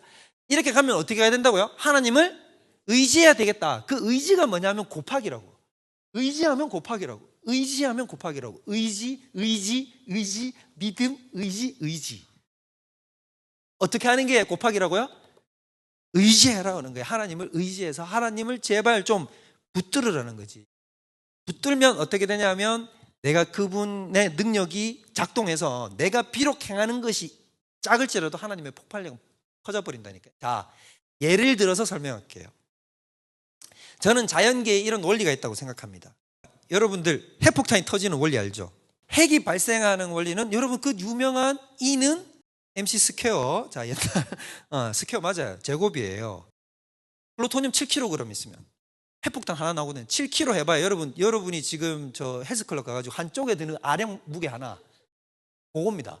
그거 하나만 어떻게 되냐면 내파라 그래가지고 안쪽으로 딱 해서 압축으로 딱 눌러버리면, 똑같은 압력으로 딱 눌러서 내파를 시키면 반응해요. 핵 분열 반응하거든요. 그러면 빵 터지는 순간 얘들이 에너지로 전환되는데, 7kg가 에너지로 전환되니까 뭐가 꼽혀져 버리는 거죠? 빛의 속도가 꼽혀져 버려요. 갑자기 어떻게 돼버리냐면 뿡 하고 터지는데, 이게 어마무시한 에너지를 발생시키는 거예요. 이게 바로 뭐와 똑같다? 성화랑 똑같아요. 신인 협력 관계랑 똑같아. 자, 내가 하나님 앞에 내어놓는 거는 극히 일부라도 돼. 조금 해도 돼. 아무리 작아도 괜찮아. 근데 내가 하나님 원하는 건 붕괴되는 질량이거든. 그냥 아무 질량이 아니라 붕괴되는 질량. 그럼 뭐냐면 자기 부인. 내가 하나님을 의지해서 내가 자기를 부인하는 거야. 하나님을 위해서 내가 내어놓고 하나님을 의지하는 것, 이것, 믿음으로 발휘하는 이것, 겨자씨만한 믿음. 예수님의 표현대로라면 떡 5개, 물고기 2마리 내놓으면 어떻게 된다고? 뻥! 누구 때문에? 예수님 때문에. 크라이스트잖아. 이거는 맨이잖아. 와, 이거 나 보면서 이거 지어도 너무 잘 지었다 했어요. 자, 어쨌든 똑같아. 원리는 똑같아. 원리는 뭐냐면 내가 내놓는 게 아무리 적어도 누가 크기 때문에. 그렇죠. 하나님이 이미 이루시고 예수님 쪽에 해놓은 게 너무 크기 때문에 거기에 능력과 딱 접붙임되는 순간 뭐가 되냐면 빵 하고 터져버린다. 이해되세요? 이게 바로 우리가 이 땅에서 선을 행할 수 있는 능력과 힘의 근원이 바로 여기서부터 나와요. 그러니까 사실 우리가 영적인 세계에 영안이 띄어지지 않아서 그렇지, 눈을 열면 하나님이 우리에게 얼마나 무시무시한 능력을 줬는지 알 수 있는 거예요. 우리는 언제든지 어디에 접속할 수 있다. 그렇죠. 예수님의 저 C제곱에 접속할 수 있는 거예요. 저기에 접속해서 막대한 에너지를 뿜는. 자, 그리스도인은 이런 방식으로 타오르는 겁니다. 그리스도인은 핵분열을 하는 거예요. 핵반응하는 거예요. 핵융합이나 핵분열을 하는 거죠. 그런데 이런 게 핵연소, 이쪽에 핵연소가 있으면 자연계는 또 다른 연소가 있어요. 우리가 일반적으로 사용하는 연소는 뭘까요? 화학적 연소. 화학적 연소. 뭐 태우잖아요. 연료를 태우는 거예요. 연료를 태우는 거는 소모되는 질량에 비해서 에너지는 적게 나옵니다. 그렇죠?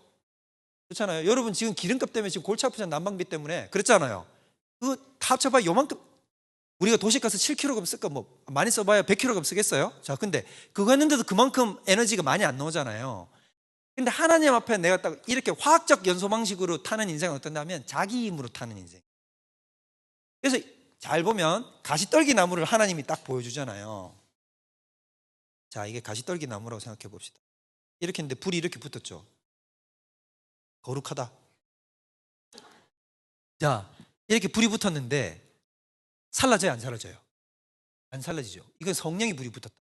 근데 일반적인 연소는 어떻게 타요? 뭐가 타는 거예요, 지금? 나무가 타죠. 나무가 타는 거는 일시적인 거예요. 자, 하나님이 대비해서 모세한테 가르쳐 주는 거예요. 자, 일반적인 나무는 나무가 타는 거예요. 자기를 태워. 자기 힘으로 타는 인생. 그게 화학적 연소 인생이에요. 자기 힘으로 타는 인생이 어떻게 보이냐면 바짝 마르고 뭐 좀 이렇게 장작더미가 쌓여 있으면 불이 확 붙을 것 아닙니까? 그것도 불이 붙는단 말이에요. 그러니까 세상 속에서 보면 그것도 잘 나가는 인생처럼 보이는 거지.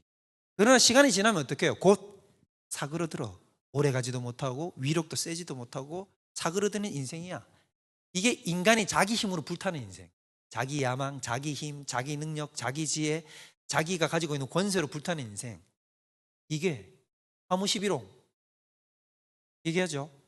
11을 빨갛게 가는 꽃이 있다 없다? 없는 거. 이런 인생인 거예요. 그런데 하나님 힘으로 불타면 내가 사그러들지 않아요. 나를 태우는 인생이 아니야. 내가 누구로 불타는 인생이에요? 성령으로 불타는 인생이에요. 그걸 하나님이 가르쳐 주는 거예요. 자, 모세의 과거 인생은 뭐였냐면 자기 힘으로 불타는 인생이었어요. 내가 애굽의 왕자다. 내가 능력 있다. 내가 누군데? 내 힘으로 탄다. 이거예요. 앞으로는 네 인생 그렇게 타는 인생 아니다는 거지. 너는 어떤 자에 불과하다? 너는 가시떨기야. 볼품 없어. 나이 80세에 능력도 없고 힘도 없고 늙었어. 아무것도 할 수 없는 존재인데 내가 너와 함께 있어서 네 인생을 어떻게 만드냐면 성령으로 불타게 만들어서 누구나 너를 주목하게 만들게. 이게 바로 거듭난 사람의 인생의 모습이라는 겁니다. 우리가 사는 거는 이런 방식으로 타올라야 돼요. 이게. 이해되세요?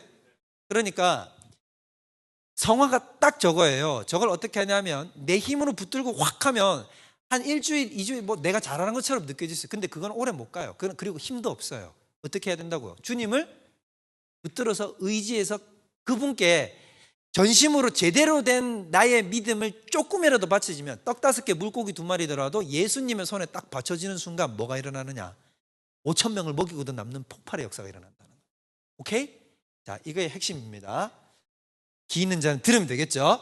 자, 그 다음에 요거 뭐냐면, 자, 나는 막 죄와 갈등을 해. 내가 음란죄랑 막 싸운다고 생각해봐요. 그러면 나 이러면 안 되는데, 이러면 안 되는데, 막 이러면 안 되는데, 이러면 안 되는데 클릭 막 하고 있어요. 이러면 이걸 뭐라고 생각하냐면 사람이 이렇게 생각합니다. 자기를 합리화하는 사람은 난 적어도 지금 다이렉트로 안 넘어갔다. 나 지금 갈등하고 있다. 이렇게 생각해요. 그래서 자기를 뭐라고 생각하면 난 죄와 지금 싸우고 있다라고 생각해요. 구라다. 이게 싹 다 구라다는 거죠. 자, 예를 들어 관계적으로 제 치환해서 해석하면 항상 맞다 그랬죠.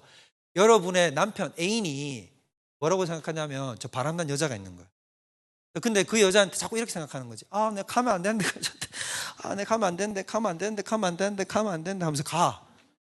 그럼 여러분은 네가 참 그래도 한 방에 안 가고 갈등하고 갔네. 참 너 잘했다. 그래도 그래줄 것 같아요? 때려 죽일 놈이지. 무슨 말인지 이해돼요? 자, 하나님 입장에서 똑같아요. 나 이러면 안 된다. 이러면 안 돼. 하나님에 있어서는 그냥 도끼인 게 끼니. 이거를 착각하면 안 돼요. 이걸 자기를 합리화한다니까요. 사람이 자기를 합리화해요. 이렇게 하면 된다 안 된다? 안 돼요. 이거 알고 있지만 여러분들이 이 경험이 있죠. 이게 있죠. 당연히 이런 얘기를 들으면 이런 생각이 터져 나와야 돼요. 그러네. 이런 생각이 터져 나와야 되는데 지금 그런가 보다 이러면 안 돼요. 이게. 자, 그다음 밑에 죄가 있는데 있잖아요. 사람이 양심이 무뎌지고 죄 속에 푹 박혀가지고 있으면 어떻게 되냐면 죄를 저질러도 사람이 별로 이게 이상하게 느껴지지 않습니다. 에베소서 4장 펴봐요. 자, 에베소서 4장 펴졌죠? 자, 에베소서 4장 보시면 거기 보면 이렇게 나오죠. 17절부터. 자, 여기 보면 너희는 17절 이방인 같이 그렇게 하지 말라. 이방인은 어떠냐면 자기가 방탕에 방임해서 마음에 허망한 대로 자기를 버려버린대. 그래서 이렇게 가면서 뭐라 그러냐면 자기 안에 양심의 거리낌이나 이런 걸 전혀 못 느끼는 거죠. 그래서 우리도 여러분 신자가 자꾸 거듭해서 죄를 저지르고 있으면 나중에 어떻게 되냐면 자기가 죄를 자꾸 저지르면 자기도 모르게 자기가 자기한테 하는 행동이 있습니다. 뭐냐면 잘 보세요. 자, 마음에 사람이 죄를 저지르려고 하면 하나님 여기다가 방화벽을 쌓아놨거든요. 방화벽을 구축해놨단 말이에요. 인간의 마음속에 방화벽이 뭘까요? 죄가 함부로 넘어오지 못하게 하는 양심이에요. 죄가 들어오면 양심이 삑삑 울려요. 삑삑삑삑 이제 그 차선 이탈 경보 장치처럼 그럼 드드드득 하면서 이렇게 얘기한단 말이에요. 그러면은 이게 듣기 싫어 듣기 안 좋아. 듣기 싫어 듣기 좋아. 듣기 싫잖아요. 그래서 우리 차 운전하시는 분들 차선 이탈 경보 이거 꺼버리는 분들 많이 있는데 이거 어떠냐면 자꾸 나는 뭘 원해요 지금? 죄를 원해요. 죄를 원해서 죄를 끌고 들어오는데 자꾸 내 마음에 양심이 삐삐삐삐 울려대거든. 시끄러우니까 어떻게 할까? 내가 내 양심을 끕니다. 그래서 내가 내 양심을 꺼서 어떻게 하냐면 죄를 합리화하려고 하는 거거든요. 그래서 양심을 죽여요. 죄가 양심을 죽이고 내가 양심을 죽입니다. 그래서 자꾸 죄를 범하면 뭐가 무뎌지냐면 양심이 무뎌져요. 희한합니다. 죄를 안 저지르면 안 저지를수록 뭐가 예민할까요? 양심이 예민해요. 그래서 그 사람들은 오히려 어떠냐면 깨어있기 때문에 양심이 날이 서 있기 때문에 자기를 도리어 죄가 있다고 생각을 해요. 디텍트가 너무 잘 되니까. 그런데 죄인이면 죄인일수록 어떤 생각이 드냐면 내 속에 뭐가 꺼져 버렸을까요? 양심이 꺼져 있어요. 꺼져 있기 때문에 죄가 들어와서 내 안에서 죄가 그냥 나를 그냥 텐트 치고 나하고 묶고 자고 있는데도 나는 이거에 대해서 뭐라고 느끼지 않냐면 경보가 전혀 안 울리는 거죠. 그게 뭐 때문에 그런 거냐면 내가 무의식적으로 자꾸 뭘 꺼버린다? 양심을 꺼버려요. 양심을 찍어 누르거든요. 양심을 꺼버리는 행동이 뭐냐면 양심의 목소리가 들리면 그걸 여러분이 어떻게 합니까? 무시하거든요. 그게 여러분이 양심을 약하게 만드는 거예요. 양심의 경보가 울리면 그걸 들으면 마음을 다해서 들으면 양심이 예민하게 깨어납니다. 그런데 양심의 경보가 울려도 내가 자꾸 어떻게 합니까? 무시. 양심은 마치 애인처럼 그래서 자꾸 나를 무시하면 어떻게 할까요? 친구처럼. 그래서 떠나갑니다. 성령님이랑 똑같아요. 그래서 자꾸 내가 그분의 음성을 무시하고 자꾸 멀리하고 자꾸 시끄럽다 그러고 듣지 않으려고 그러잖아요. 그러면 들리지 않습니다. 그러면 더 깊은 죄악으로 빠져들어가요. 양심이 무뎌지면 그래서 양심의 가책을 전혀 못 받는 사람을 뭐라고 부릅니까? 사이코패스. 사이코패스는 양심이 밑바닥까지 내려가 버리는 상태라서 뭐냐면 전혀 양심의 가책을 느끼지 못하잖아요. 인간이 괴물이 되는 거예요. 근데 여러분들도 느껴봐야 되는 건 뭐냐면 우리는 이렇게 생각해요. 사이코패스 어떻게 저런 짓을 하지 인간이? 얘는 사람 죽이고도 죄책감을 안 느끼거든요. 그래서 사이코패스 검사하는 게 그 안에 있는 그 죄에 대한 인지가 있는 거 없는 거 그 디테일하게 보잖아요. 그러니까 따지고 보면 우리가 양심의 문제를 무시하면 그 사람 이런 거예요. 그냥 하나님 보시기에는 걔는 정도가 심한 애고 난 정도가 그보다는 약한 것일 뿐이지 행동하는 패턴은 어떤 면 하나님 보시기엔 똑같아요. 너도 양심 목소리 꺼트리잖아. 너도 안 듣잖아. 라는 거죠. 하나님 말씀을 멀리하면 멀리할수록 그분 목소리가 안 들려요. 그러면 이걸 왜 그렇게 하냐면 내 안에 평화를 이뤄내려고, 평화를 가져오려는 거거든요. 죄악을 저지르면서도 나는 뭐는 가지고 싶다. 그래서 내 마음에 피스는 가지고 싶어. 보유하고 싶거든. 내 마음속에 죄를 저지르면서도 막 복잡하고 이렇게 살고 싶지 않아. 이런 걸 가지고 싶지 않거든. 그래서 어떻게 하냐면 뭐라고 하는 소리를 죽여버리는 거죠. 자, 이게 내 안으로 작동하면 뭐를 꺼버리냐면 내 양심의 스위치를 내려버려요. 자, 바깥으로 작동하면 어떻게 될까요? 자, 외부로 작동하면 다른 사람을 향해서는 어떻게 될까요? 아니죠. 내가 남을 정죄하지 않아요. 이미 그럴 정도로 이미 꺼졌어. 자, 어떻게 할까? 자, 나 생각을 해보라고. 난 지금 뭘 갖고 싶다고요? 피스를 갖고 싶잖아. 죄를 저지르면서도 평화하고 싶잖아요. 요동치고 싶지 않잖아요. 자, 그러면 상대방이 나에 대해서 죄를 지적할 때 어떻게 할까? 그렇죠. 내 마음의 평화를 부숴내는 존재잖아요. 그럼 무시하거나 어떻게 하겠어요? 더 적극적. 그런데도 계속 얘기하면 살인? 너무 빨리 가. 그렇죠. 그 사람의 목소리를 무시하고 핍박하죠. 이게 바로 선지자들이 당한 운명이라고. 자, 이스라엘 백성은 어떻게 하면 죄를 자꾸 저지르는 하나님 곁에 떠나는 거죠. 우상을 섬기고 자꾸 이러는 거죠. 양심에 거슬리잖아요. 거슬릴 때 자기 스스로 내적으로는 어떻게 한다고요? 양심의 스위치를 꺼버려요. 안 들어요. 길을 닫죠. 길을 닫죠. 그 다음에 하나님이 선지자를 세우죠. 그러면 선지자를 세워서 어떻게 하냐면 야, 너희들 이렇게 하면 안 돼! 라고 얘기를 하는데 그러면 자꾸 일관되게 이 사람들이 나오는 반응들이 거칠잖아. 이스라엘 백성들이 자꾸 반응이 거친 거 느껴지죠. 예레미야한테도 그렇게 거칠게 대하고 사람들이 자꾸 선지자들을 거칠게 대한단 말이에요. 거칠게 대해서 핍박하고 죽이잖아요. 그렇게 가는 이유가 뭐라고요? 그렇죠. 나를 불편하게 만드는 거예요. 내가 지금 꺼놓은 양심의 스위치를 꺼서라도 내 마음속에 평화를 작동시키게 만들었는데 이걸 해치잖아.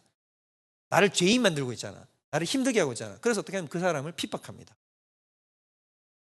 2단계까지 가면 내적으로도 꺼졌고 바깥으로도 꺼져 있는 거죠. 그럼 하나님 어떻게 하겠어요 이제? 방법은 이제 어떻게 할까? 맞아야지. 군소리 하지 말고 계속 맞는 거야. 자, 맞고 맞아가지고 뭐를 깨달을 때까지. 그렇지. 내가 잘못했구나를 깨달을 때까지 계속해서 맞아. 그래서 맞아서 뭐냐면 이거 내가 잘못한 거네를 깨달으면 돌아오는 거고 내가 그렇게 깨닫지 못하면 미안하지만 가자가 되는 거야. 사람한테 망신 주고 은밀히 범하던 죄 너는 은밀히 해놨거나 나는 백주 대낮에 행하리라. 만찬에다 드러내버려요. 다 진실이 다 드러나게 합니다. 딱 드러나게. 그래도 정신 안 차리잖아요. 그럼 어떻게 합니까? 죽입니다. 성경에 나와요. 실제로 죽여요. 어떻게 하죠? 초대교회 때는 출교를 시킵니다. 출교. 아시죠? 바울도 출교를 시켰어요. 후메네와 알렉산더. 그거 나르심이 바울 복음 전하는데 어떻게 쫓아내요. 쫓아내면 어떻게 되는지 아십니까? 초대교회 당시에는 이 교회의 권위가 엄청나서 교회가 합의해가지고 하나님의 뜻을 구해가지고 쫓아내잖아요. 결국 그러면은 그 사람도 하나님께서 그를 직접 징계하시는데 쫓겨나오면 그 사람은 얼마 못 가서 실제로 죽었어요. 교회에서 출교되면. 그래서 뭐라 그러냐면 바울이 이런 얘기하죠. 그의 육은 그렇죠. 사단에게 내어주되 그의 영은 구원을 받게 하려 함이라. 마찬가지입니다. 여러분. 내가 거듭해서 자꾸 죄를 저질러서 하나님께 반항하면 하나님이 나 어떻게 한다고요? 당장에 안 죽여요. 기회를 계속 줍니다. 기회를 수천 수만 번 줘요. 돌이키라고. 그래도 안 되면 끝장을 봐요. 하나님. 제발 끝을 향해서 가지 말자. 정말로. 그래서 하나님이 두려워야 돼요. 이렇게 만약에 여러분 보세요. 내가 그런 상태로 죽어서 하나님 앞에 가면 구원은 받습니다. 불 가운데서 구원을 얻는 것처럼 구원은 받아서 하나님 앞에 갈까? 그러면 여러분 그 구원이 어떨까? 얼마나 부끄러울까? 이 뭐하더니? 제 엉덩이가 이렇게 시퍼렇습니다. 하나님이 참 그래 뭐 일단 들어온다 그래 뭐 앉아라. 밥은 차려주겠지. 그게 얼마나 부끄러운 구원이냐는 거예요. 그게. 근데 여러분 그렇게 지금 천국 가 있는 사람이 꽤 돼요. 하나님에게 있어서는 뭐냐면 그의 육이 잘못되는 거보다 뭐가 더 문제예요? 그렇지, 영이 잘못돼가지고 이상한 데 빠져가지고 지옥 자식 되는 게 더 문제예요. 하나님은 그 단계까지는 안 가려고 하는 거예요. 그러면 어떻게든 때려서라도 말을 듣게 만들어야 된단 말이에요. 이스라엘 역사 속에서 여러분 다 보잖아요. 하나님이 성전을 화려하게 지어도 어떻게 합니까? 엉뚱한 짓 하면 엎어요. 그것도 필요 없다. 이게 뭔 소용이 있는데, 여기다 백향목으로 지어놓는데 이게 뭔 소용이 있노 이게. 엎어버린다. 하나님 엎어버린다. 내가 아무리 잘나도 하나님이 어떻게 하냐면 끝까지 말 안 들으면 하나님은 없습니다. 근데 그 단계까지 갈 때는 하나님이 어떻게 하냐면 수천, 수백, 수억 번의 기회를 줘요. 그 기회를 놓치고 무시하고 끊임없이 무시하고, 오늘 여기 에베소 4장 같이 뭐라고 얘기합니까? 저는 이 말씀을 들을 때 섬찟했는데, 이게 지금 예수님이 하나님이 우리한테 뭐라고 얘기를 하냐면 이렇게 얘기하는 거거든요. 경상도 사투리 버전으로 들어야 돼요. 자, 안 믿는 애들이 방탕해가지고 마음에 감각 없는 자가 돼가지고 그런 식으로 죄를 저지르는데, 야 내가 그리스도를 너한테 이렇게 가르쳤어? 이 얘기예요. 너희는 그리스도를 그같이 배우지 아니하였느니라. 이 얘기가 무슨 말이냐면 딱 이 말. 누가 니한테 그렇게 가르치던데? 네가 그렇게 배웠냐? 너 어디서 그런 거 배웠어? 여러분 여기 앉아있는 계시는 분들 중에 이런 마음 가지고 있으면 지금 진짜 경계해야 됩니다. 내가 지금 죄를 저지르고 있는데 평안해, 마음이. Peace. 이건 지금 여러분이 적극적으로 길을 막고 있다는 얘기예요. 그리고 그 상태가 오래 가지 않습니다. 존 오웬이 뭐라고 얘기를 했냐면 차라리 그 상태가 오래 갈 바에는 심각한 죄를 저질러서 차라리 범죄해서 내가 난 죽을 죄인이다라고 느끼는 게 차라리 더 낫다라고까지 얘기해요. 이렇게 가면 여러분은 지금 뭐 딱 직전 단계에 와 있냐면 하나님이 여러분을 위해서 지금 딱 몽둥이 들고 있는 타임이에요. 절대로 죄가 있는데도 마음에 있는 평화를 미워해야 됩니다. 이거 끌고 있으면 이건 시한폭탄입니다.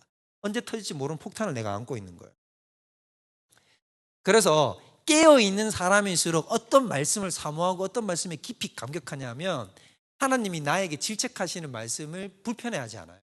하나님이 너 사랑해서 지금 뭐 하는 거야? 책망하고 하지 말라고 얘기하는, 그게 왜 듣기 싫은 소리예요? 그런 소리 들으면 어떤 마음이 들어야 된다고요? 마음이 가난하고 애통하는 사람은 그 얘기를 들으면 어떤 마음이 드냐면 내 속에 있는 죄악의 깊이를 보고 하나님의 그 절절함을 느끼는 거예요. 그게 하나님이 애통해하고 어떻게든 경고를 해가지고 나를 벗어나게 하려는 그 하나님의 그 절절한 애통함, 그걸 느끼잖아요. 그게 왜 마음이 아픈 거예요? 그건 내가 뭐냐면 꾸중 듣기 싫다는 얘기거든. 무슨 말인지 이해되세요? 여러분이 만약에 영적으로 깨어있으면 깨어있을수록 어떤 말씀이 여러분한테 잘 들리냐면 어떤 면에서는 여러분을 때리는 말씀 같은 것들이 여러분 심령 속에 그게 듣기 싫은 소리가 아니라 하나님께서 여러분에게 사랑의 그 증거로 들린단 말이에요. 이렇게 들려야 된다는 거예요. 어떻게 해야 되냐면 새로운 경향성이 우리가 자리 잡았다 그러잖아요. 그러면은 요 다음으로 이걸 강화시켜야 됩니다. 아까 걸 하지 말아야 될 것들을 얘기했다면, 주의해야 될 것들을 얘기했다면, 해야 되는 건 뭐냐면 지속적으로 감화시켜서 새로운 경향성을 강화시켜야 돼요. 자, 요거 조금 이따 더 얘기할 거예요. 그 다음에 죄에 대해서 분노하는 마음, 이게 정말 중요합니다. 아까 우리 골로새서 3장 5절이나 지금 로마서 8장 13절 같은 데 얘기할 때 어떻게 땅의 지체를 어떻게 하라 그래요? 죽이라 그러죠. 땅의 지체를 죽이라 그러고, 너는 육을 죽이라고 얘기하잖아요. 영으로서 몸의 행실을 죽이면 살리니라고 얘기하잖아요. 여기서 죽인다는 얘기에 뭐가 딱 전제되어 있는 거냐면 죄에 대한 적의가 전제되어 있는 겁니다. 자, 생각해 보세요. 죽일 만큼 미워해야 죽일 수 있어요. 그렇죠? 근데 죄를 아까워하면 죽일 수 있습니까? 없습니까? 못 죽여요. 아간이 못 죽입니다. 사울도 못 죽입니다. 아간을 못 죽이잖아요. 아각을. 그렇죠? 못 죽여요. 여러분, 이게 우리 삶이에요. 돌이켜보면 내가 어떻게 하냐면 죄악을 딱 못 부리쳐요. 나를 예를 들면서 얘기하면 나를 자꾸 그 친구만 만나면 나는 그 친구 때문에 죄악으로 끌려가, 유혹받아. 근데 그 친구의 관계를 내가 딱 어떻게 못해? 딱 못 끊어내요. 거리를 벌리자, 이 정도지. 딱 정리를 해야 되는데 정리를 딱 못해요. 이게 바로 우리가 가지고 있는 마음이라고, 이거. 근데 이런 마음으로는 절대로 죄를 죽일 수가 없어요. 전제돼야 되는 게 뭐냐면 죄에 대해서 강력하게 분노해야 됩니다. 그래서 저렇게 분노하려면 어떻게 해야 될까요? 말씀을 읽어야 돼요. 뭐 어쩌야 기도해야 돼요. 다 이건 여러분도 추상적인 어디 가서 N의 답변이지. 여러분의 경험으로 어떻게 하면 저걸 미워할 수 있을까요? 여러분이 실제로 겪은 삶에서 생각해 봐요. 여러분이 죄가 미울 거 아니야. 어떨 때 밉습니까? 그렇죠. 더 가까이 다가가면 당연히 밉죠. 근데 실제로 진짜 미운 경험을 언제 하게 되냐면 이때 밉잖아요. 자꾸 반복해서 어떻게 해야 될 때, 그래 쓰러질 때 진짜 내가 진짜 이놈의 죄 진짜 내가 어떻게 해버리고 싶다. 근데 진짜 내가 진짜 내가 끝을 내버리고 싶다. 진짜 지긋지긋해 죽겠다. 이게 있어야 된단 말이에요. 그래서 하나님이 자꾸 우리한테 뭘 주냐면 반복적 실패를 주는 이유 중에 하나고, 그러니까 조금이라도 내가 하나님을 의지해서 하지 않을 때 쓰러질 때 그때 나타나는 게 바로 뭐냐면 우리가 그 쓰러지는 게 마냥 부정적 효과만 있는 게 아니라는 거예요. 내가 하나님을 의지해야 되겠다는 생각도 가진 동시에 뭐를 가지냐면 이 죄에 대한 지긋지긋함. 그 나쁜 남자 내가 만나면 안 되는데 또 만나고 또 만나고 또 만나고 또 만나고 이제 20대를 다 날려버렸어. 그럼 나중에 어떻게 돼요? 지긋지긋하잖아요. 제발 벗어나고 싶다. 여기에 대해서 분노하는 마음이 있어야 됩니다. 이거에 대해서. 그래야 뭘 할 수 있냐면 가차없이 죽여버릴 수 있어요. 가차없이 죽이는 행동 중에 제가 봤을 때 가장 막대한 효과를 발휘하는 건 요 세 번째입니다. 왜냐하면 여러분이 지금 이 악순환의 사이클을 돌고 있다가 선순환의 사이클로 돌려고 하면 제일 첫 번째 타자로 해야 되는 게 뭐냐면 저겁니다. 말씀 읽고 성경 보는 거는 맞는데 실제로 해보면 말씀 읽고 성경 본다고 해가지고 곧바로 선순환의 사이클을 돌 수 있느냐? 그렇게 안 돼요. 왜? 뭐가 있기 때문에? 죄를 짓던 습관과 가속도가 있거든요. 이해되세요? 그렇기 때문에 이게 브레이크가 밟는다고 해가지고 팍 걸리는 게 아니라고요. 말씀과 기도와 주님의 거룩한 일을 행하는 것은 어떤 거냐면 은혜의 수단을 사용하는 것은 브레이크를 밟는 거랑 같아요. 브레이크를 밟지만 브레이크가 바로 안 걸려요. 딱 안 멈춘단 말이에요.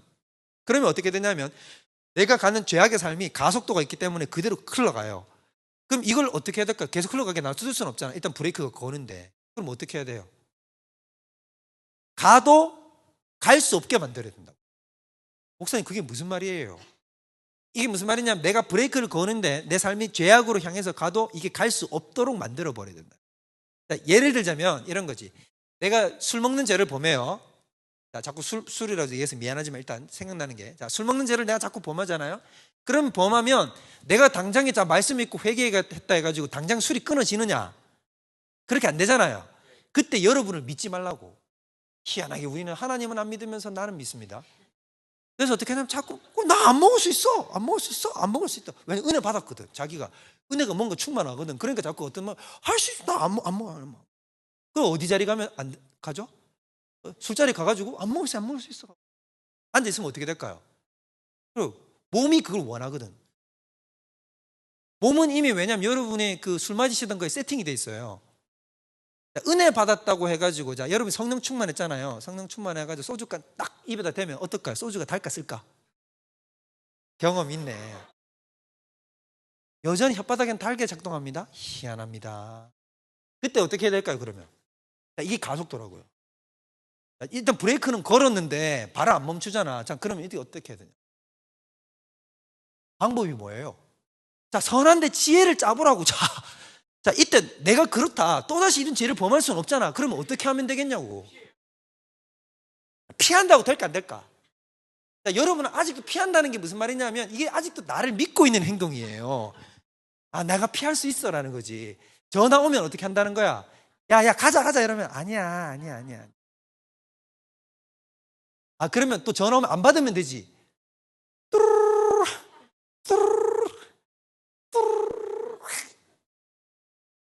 어떻게 하겠냐고. 여러분 어떡할래요? 콜라를 마신다고요? 제발 좀 지혜를 짜보라고. 가면 벌금 내기. 그거 여러분 도박하면 손가락 잘라가면서도 갑니다. 나중에 다 발가락에다 끼고 해요. 예를 들어서 설명할게요. 구체적인 신뢰는 얘기하지 않겠지만 결론은 이거라고. 어떻게 하냐면 내가 하고 싶어도 될 수 없게 환경을 만들어 놓으라고. 그러니까 무슨 말이냐면 이 생각을 하지 말라고. 나는 이거를 안 하려고 하지 않을 거다. 자, 예를 들면 마약 중독 같으면, 자, 마약에 중독돼 있는 사람은 내가 조금만 여지가 있으면 뭘 찾을까? 마약을 찾겠죠. 근데 마약을 근처에다 두고 있으면 내가 어떻게 할까요?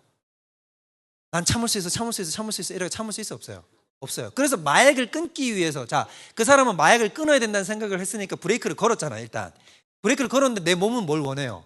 마약을 원하거든요. 얼마나 원하는지 아십니까? 마약이 얼마나 세냐 하면 누가 옆에서 마약이란 단어만 끄집어내도 그 사람은 마약을 맞고 싶은 욕구가 불타올라요. 그러거든요. 그럼 자, 이 상태에서는 어떻게 해야 돼? 이 사람한테는 2번이 아니고, 자, 당연히 2번이 뭐, 그러니까 2번을 왜 하냐고.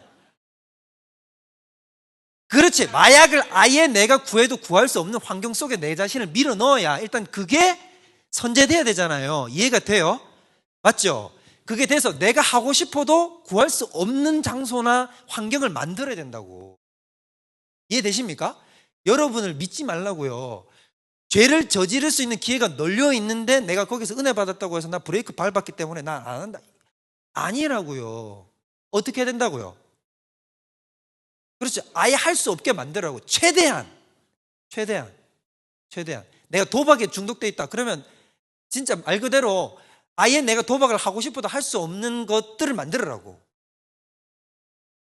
진짜 안 되면 수갑 차가지고 어디 기둥에다 자기를 묶든지. 무슨 말인지 이해돼요? 그러니까 아예 할 수 없는 환경을 만들어 버려야 돼요. 컴퓨터가 여러분에게 너무 해가 된다. 나는 거기 매였다. 그럼 어떻게 하면 됩니까? 나 컴퓨터 사용 시간을 나는 제한해야지. 그래서 이런 사람도 있거든. 야, 소프트웨어 중에 요즘 락 거는 게 있더라. 몇 시까지 딱 하면 락 걸리잖아. 나중에 어떻게 하는 줄 압니까? 이걸 전체를 다시 그거 합니다. 새로 싹 다 없애버리고 하드를 새로 깔아요. 그리고 다시 해. 그것도 안 되면 새로 사. 그게 인간이라니까. 그럼 어떻게 하면 될까? 그렇죠. 지금은 첫 번째는 어떤 없애야 돼요. 미안하지만 없애야 돼요. 스마트폰이 여러분을 범죄하게 만들면 스마트폰 사용 시간을 내가 어떻게 해야 되겠다? 줄이면 되잖아요. 아직까지 개념이 안 서시네. 스스로를 믿어. 어떻게 해야 돼요? 그렇죠. 전화만 되는 걸로 바꿔야 돼요. 이 농담이 아니라 진짜로. 예수님은 뭐라 그랬냐면 네 눈이 자꾸 범죄한다. 그럼 어떻게 하라고? 눈을 빼버리라고. 자꾸 손이 너를 범죄하면 잘라버리라고. 다리가 범죄하면 자르라는 얘기. 왜냐하면 네가 백체가 멀쩡해가지고 지옥 들어가는 것보다 불지구가 돼가지고 장애인으로 네가 천국 들어가는 게 훨씬 낫다. 예수님의 그 말이 정말 진심으로 와닿아야 된다고요. 예수님의 말이 이거라고요. 삶의 환경이 너를 자꾸 죄악 속으로 빠져들게 만드냐? 그럼 어떻게 하라는 거예요? 꺾어버리라는 거예요. 아까워하지 말고 죽여버리라는 거예요. 그게 뭐냐면 죄에 대해서 분노하는 마음이라고요. 이게 죽이고 싶다는 마음이 없으면 저렇게 할 수 있을까 없을까? 못해요. 저걸 식겁할 때까지 한다니까. 여러분은 저걸 해본 적이 있냐고요? 저 정도로 저렇게 가야 돼요. 저렇게 가지 않고는 죄를 못 이깁니다. 전 제가 해봤을 때 저게 최강의 효과였어요. 일단은 내가 해야 할 때 내가 할 수 없도록 만들어버리는 거예요. 겪어보니 그렇더라고. 나는 인간 성수민이라는 존재는 이게 제어가 안 돼. 스스로를 제어할 수 있다고 생각하는 것 자체가 어리석은 망상이에요. 그리고 진짜 이것도 여러분 좀 아셔야 되는데, 은혜를 받아서 브레이크 밟을 때 있죠. 은혜를 받아서 브레이크를 밟으면, 은혜로 새롭게 되면 여러분이 이건 진짜 실경험으로만 나오는 얘기예요. 이런 걸 잘 들어야 돼. 은혜를 받잖아요. 은혜를 받으면 쉽게 말해서 마음의 밭이 기경된 거거든요. 다 갈아엎어진 거잖아요. 갈아엎어진 논이에요. 토양이 비옥하죠. 거기는 말씀의 씨가 뿌려지면 어떻게 될까요? 잘 자라죠. 어렵지 않잖아요. 잘 자라잖아요. 그러면 똑같은 거예요. 맥락을 생각해보세요. 거기 죄가 씨가 뿌려지면 똑같이 잘 자라요. 무슨 말인지 알겠어요? 은혜를 받아서 갈아엎어진 심령 속에는 뭐도 굉장히 잘 자랄 수 있냐면 죄도 잘 자랍니다. 그래서 어떨 때 조심해야 되냐면 은혜 받고 나갈 때 조심해야 돼요. 은혜 받은 그 타이밍에. 왜냐면 사탄도 이렇게 얘기해. 사탄도 이런다고요. 전략적으로 이거 사탄도 알 거 아닙니까? 그럼 어떻게 할까요? 은혜 받을 때 방해할까? 밖에 막 갈아엎어. 그래 다 갈아엎어. 딱 갈아엎고 어떻게 하냐면 돌아가면 우리가 말씀의 씨를 안 뿌려. 안 뿌릴 걸 이미 알아. 좀 뿌려도 적당히 뿌리고 말거든. 우리는 게을러가지고 여전히 나를 못 믿는다고. 못 믿어야 돼. 근데 거기도 이제 뭐만 던져주면 돼요. 사탄은 가라지만 이제 툭툭 뿌리면 어떻게 될까? 잡초도 그냥 막 무성하게 올라옵니다. 그래서 은혜 받고 난 뒤에 도둑질한 게 더 맛있어. 잠깐 끊었던 게 더 막 쭉쭉 빨려들어. 소주 먹으면 그냥 모셀관 하나하나까지 막 쫙 은혜 받고 난 뒤에 그 짓 하면 안 돼. 은혜 받을 때 진짜 조심해야 되는 게, 은혜 받고 갈아퍼졌을 때 가라지도 자라기 쉽다. 환경을 잘라야 돼. 내가 가고 싶어도 갈 수 없게 만들어야 된다고. 이렇게 하는 또 좋은 방법들이 있어요. 또 뭐가 있을까? 이건 진짜 용기가 필요한 행동이에요. 사람들한테 알려. 친한 사람들한테 알려. 나누라고. 내가 지금 이런 거에 매여 있는데, 내가 지금 솔직히 나 혼자 힘으로는 어떻게 이게 안 될 것 같아. 내가 지금 정비를 할 건데, 네가 나를 지켜보고 사랑의 마음으로 정말 나를 지켜보면서 내가 이런 것을 범하는 것들이 보이면 네가 나를 지적해달라. 그러면 내가 그 사람에게 신경이 쓰여서 어떻게 할까? 또 더 조심할 수 있게 돼. 그러니까 자기 나름의 브레이크와 방파제를 자꾸 건설하란 말이지. 이게 선한데 뭐 하라는 거예요? 지혜로우라고. 제발 좀 제발. 그러니까 이런데 자꾸 머리를 좀 쓰라고. 이런 거. 이런데 머리를 써야 되는데 우리는 자꾸 악한 일에 머리를 쓰잖아요. 자꾸 이런데 말고 선한데 지혜로운 얘기예요. 자, 그 다음에 예수 그리스도 묵상함. 요거는 내가 조금 이따 보여줄게요. 자, 핵심은 뭐냐면 이거예요. 내 속에 하나님의 법을 흥왕케 하여서 뭐가 어떻게 하는 거? 죄가 숨을 쉴 수 없도록 만드는 게 죄를 죽이는 거예요. 이게 모티피케이션이에요. 자, 이걸 종합하면 이거예요. 자, 어떻게 하냐면 이쪽은 소극적 방법이야. 죄를 죽이는 소극적 방법. 이쪽은 적극적 방법이에요. 자, 소극적 방법은 어떻게 하냐면 이렇게 가는 거죠. 아까 얘기했죠. 일단 소극적 방법이라는 것은 죄를 멀리하는 방법을 얘기하는 겁니다. 이해되시죠? 죄를 멀리하는 거예요. 자, 요걸 한다고 해서 죄가 죽는가 안 죽는가? 이건 죄를 죽는 게 아니에요. 맞죠? 근데 가톨릭이나 고행은 이걸로 어떻게 할 수 있다 생각해? 죽일 수 있다라고 생각한다고요. 여기서 실패를 한다고. 죽이는 건 이걸로 죽일 수 있다 없다? 안 돼. 죄를 멀리 한다고, 내가 어떻게 한다고. 물론 죄의 욕구가 줄어들 수는 있고 내가 그렇게 할 수 있지만 이게 실제로 죽이지는 못해요. 살균제는 아니란 말이에요. 자, 이거는 뭐냐면 멀리 피하는 거지. 이해되세요? 자, 멀리 피하는 거고, 죽이는 건 뭘로 죽이냐면 이걸로 죽일 수 있어. 이게 죽이는 거예요. 그래서 이걸 의지해야 되는 거예요. 오케이? 자, 그러면 일단 멀리하기 위해서는 어떻게 해야 되냐면, 자, 총체적인 자세를 가져야 된다. 어떤 죄를 각계격파를 하려고 하면 된다 안 된다? 안 돼. 죄 전체의 속성을, 죄의 소욕을 죽여야 돼. 전체를 수그러뜨려야 돼. 자, 그 다음에 그렇게 해서 죄에 대해서 어떤 생각을 가지고 있어야 된다? 강력한 적개심을 가져야 된단 말입니다. 내가 너 죽이고 만다. 내가 너 없애버리고 만다. 내 가나안 땅 싹 다 진멸해버리고 만다. 아각과 아말렉 족속과 남녀노소와 전나는 어린 양부터 시작해가지고 나 모든 가축들까지 나 다 어떻게 하고 만다. 하나도 안 남긴다. 이게 우리 마음에 있어야 된다. 이게 내 마음속에 있어야 돼. 자, 그 다음에 어떻게 해야 돼요? 환경을 정비해야 돼. 내가 그렇게 가고 싶어도 그렇게 갈 수 없도록 해야 돼. 그 다음에 어떻게 해야 됩니까? 양심을 깨워야 돼. 양심의 목소리를 들으려고 하고 입새 이는 바람에도 괴로워하려고 하란 말이에요. 이게 윤동주의 마음이잖아요. 윤동주가 그렇게 자기가 예민하게 반응하는 게 뭐냐면 양심이 무뎌질까 봐. 조국 독립을 생각해야 되는데 나는 지금 그냥 조국이 이런 상태에서도 자기가 어떻게 살 수 있냐, 그냥 평안하게 엘리트로 살 수 있거든. 내가 거기에 취해서 내가 어떻게 될까 봐, 그냥 이 상황이 그냥 그런가 보다 하고 흘러갈까 봐. 그래서 나는 어떤 사람이 되겠다? 입새 이는 바람에도 괴로워하는 사람이 되겠다. 모든 죽어가는 것을 사랑하는 사람이 되겠다. 그게 서시야예요. 자, 양심을 깨워야 돼요. 그렇게 해서 이렇게 하면 어떻게 되냐면 죄가 꼼짝달싹을 못하게 되는 거죠. 이 상태에서 어떻게 하냐면 살균제 뿌리면 되는 거예요. 뿌리는 방법이 뭐다? 요거예요. 자, 말씀, 기도. 갑자기 왜 생뚱맞게 성례가 나오나 이 생각이 들 거예요. 성례가 뭐예요? 성찬과 세례. 성찬과 세례거든요. 이게 왜 여기 나올까? 은혜가 주어지는 채널, 통로가 세 가지가 있습니다. 그게 바로 뭐냐면 말씀과 기도와 성례예요. 자, 그래서 여러분들 성찬 받을 때 은혜가 임하죠. 여러분 눈물 흘려 봤잖아요. 감격했잖아요. 그런 게 뭐냐면 그게 하나님 은혜를 그 통로를 통해서 부어줬다는 얘기거든요. 자, 그래서 지금 핵심적인 건 그렇다고 우리가 그래서 성찬을 자주 해야 되는 거예요. 우리가 이제 개신교가 되면서 성찬이 되게 이렇게 약화된 게 잘못된 거예요. 그래서 그 깨어있는 교회들은 성찬을 자주 합니다. 성찬을 자주 해요. 근데 이제 막 보면 성찬이 부활절 한 번 했다가 크리스마스 때 한 번쯤 하는 이런 게 되면 안 돼요. 되도록이면 자주 하는 게 좋아요. 그 다음에 뭐냐면 여기 보면 말씀과 기도가 우리 주된 통로가 되겠죠. 뭐의 통로입니까 이게? 은혜의 통로예요. 은혜를 밀어 넣어야 돼. 은혜를 밀어 넣으면 뭐가 되냐면 죄가 그걸 통해서 어떻게 된다? 죽는 거예요. 근데 단순히 말씀만 읽는다고 해서 죽을까? 아니죠. 어떻게 돼요? 성령으로 말씀이 내 속에 떨어져야 되는, 역사해야 되는 거죠. 이해되시죠? 그래서 성령이 여기서 필요한 거예요. 성령. 기도도 내가 그냥 20분 앉아 있으면 자동으로 돼요? 아니죠. 성령을 통한 기도. 무슨 뜻인지 아시죠? 여러분 경험해 보시죠. 그 기도가 될 때 뭐가 되냐면 죄가 죽는 거라고. 자, 이해되십니까? 그럼 어떻게 하면 된다? 일단 소극적인 방법으로는 죄를 우겨 싸란 말이지. 꼼짝달싹 못하게 우겨 싸놓고 여기에다가 집중포화를 퍼부으면 된다는 거예요. 뭘로? 그래서 끊임없이 어떻게 되냐면 우리는 좀 잘 되잖아요. 좀 잘 되면 뭐를 놓을까요? 이게 총체적으로 다 약해져. 말씀도 좀 덜 보기 시작하고 기도 시간도 줄어들고. 왜냐하면 옛날에는 이 사람이 왜 열심을 내냐면, 이것도 중요한 건데, 옛날에는 이 사람이 왜 열심을 내냐면 이 사람 속에 죄 때문에 일어나는 고통이 있잖아요.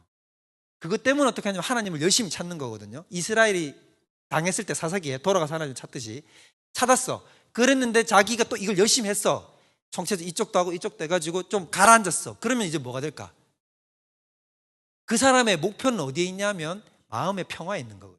하나님을 사랑하는 게 아니고. 그러면 내 마음속에 평화를 얻었으니까 이제 또 어디로 갈까요? 그렇죠. 이제 또 죄를 저지르러 가는데, 희한한 거는 마음으로 기경을 해서 하나님 은혜로 부어가지고 말씀을 싹 다 기경해서 이렇게 놨으니까 죄악으로 달려가면 맛이 어떻다? 식이죠. 가면 얘는 또 뿌려넣으면 어떻게 하냐? 또 열매가, 죄의 열매가 풍성하게 자라. 막 쑥쑥 자라. 옛날부터. 그래서 개가 토한 것을 다시 먹듯이 어리석은 자가 그 어리석은 짓을 거듭해가고, 내 안에 있는 죄의 열매가 그냥 무럭무럭 더 자라는 거예요. 죄의 열매가 이전보다 더 심하다. 예수님 말씀 기억나신 거 있죠? 귀신을 그 속에서 쫓아냈더니 귀신이 물 없는 곳으로 다니면서 안식할 곳을 구하다가 찾지 못하고, 전에 내가 나갔던 그 집이 어떻게 됐는가 하고 딱 돌아가 봤더니 다 수리가 돼 있단 말이에요. 오, 뭐야, 깨끗하네. 근데 거기 뭘로 안 채웠단 얘기죠? 비어 있었단 얘기잖아. 하나님의 말씀으로 안 채웠단 얘기예요. 그러니까 어떻게 하냐면 자기 친구들 불러오는 거예요. 야, 가자. 그 집 다 청소됐더라. 7 귀신을 데리고 다시 돌아가. 그래서 예수님이 뭐라 그래요? 처음 형편이, 아니, 나중 형편이 처음보다 더 악한. 이게 바로 그 장면이라. 그래서 핵심을 어디로 잡아야 되냐면, 나는 하나님과의 관계에 잡아야 되지, 내 마음속에 평화를 목적으로 잡는 순간 뭐가 됩니까? 다시 이 쳇바퀴를 또 도는 거야. 이게 성화를 하면서 이 쳇바퀴를 돌면서 깨닫는 게 뭐냐면, 나는 진짜 썩을 죄인이다. 나는 인간이 구제불능이다. 그 고통을 당하고도 난 또 어떻게 하냐면, 나는 내 마음속에 뭐가 목표구나. 난 나만 평안하면 되는구나. 나는 하나님 사랑한다고 입으로 외치지만 나는 하나님 사랑하는 인간이 아니구나라는 걸 처절하게 깨닫는 거예요. 처절하게. 나는 시뻘건 죄인 중에 괴수구나. 난 도대체 어떤 인간일까? 난 누굴까? 나는 도대체, 나라는 인간은 도대체 뭘까? 여기에 대해서 절감하고 이걸 수만 번을 도는 거라고. 그래서 요걸 보세요. 자, 우리가 죄를 죽이는 게 아닙니다. 그래서 요 영어로 잘 보세요. 하나님께서는 He works in us. 하나님은 어디에서 일하신다? 우리 안에서 일하신다. 그리고 with us, 우리와 함께 일하신다. 그러나 without us 하시지 않는다. 우리와 동행하시지 않고 일하시는 것이 아니다. 우리를 제외해놓고 일하는 게 아니고, 그 다음에 우리를 against us 하지 않는다. 우리를 거슬러서 일하지 않으신다. 무슨 말인지 이해됩니까?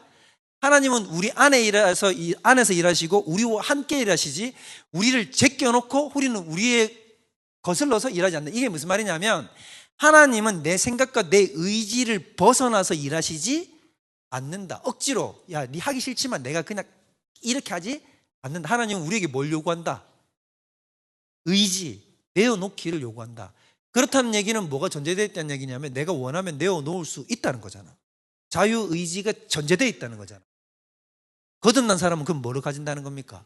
자유의지를 가진다는 얘기죠. 이게 악순환의 사이클이에요. 아까 은혜의 수단, 말씀과 기도와 성례가 약해져요. 약해지면 이제 죄가 들어올 수 있는 그걸 만들어 놓겠죠. 죄가 이제 가볍게 생각되고 양심이 무뎌져요. 아까 저쪽이 무너지는 거죠.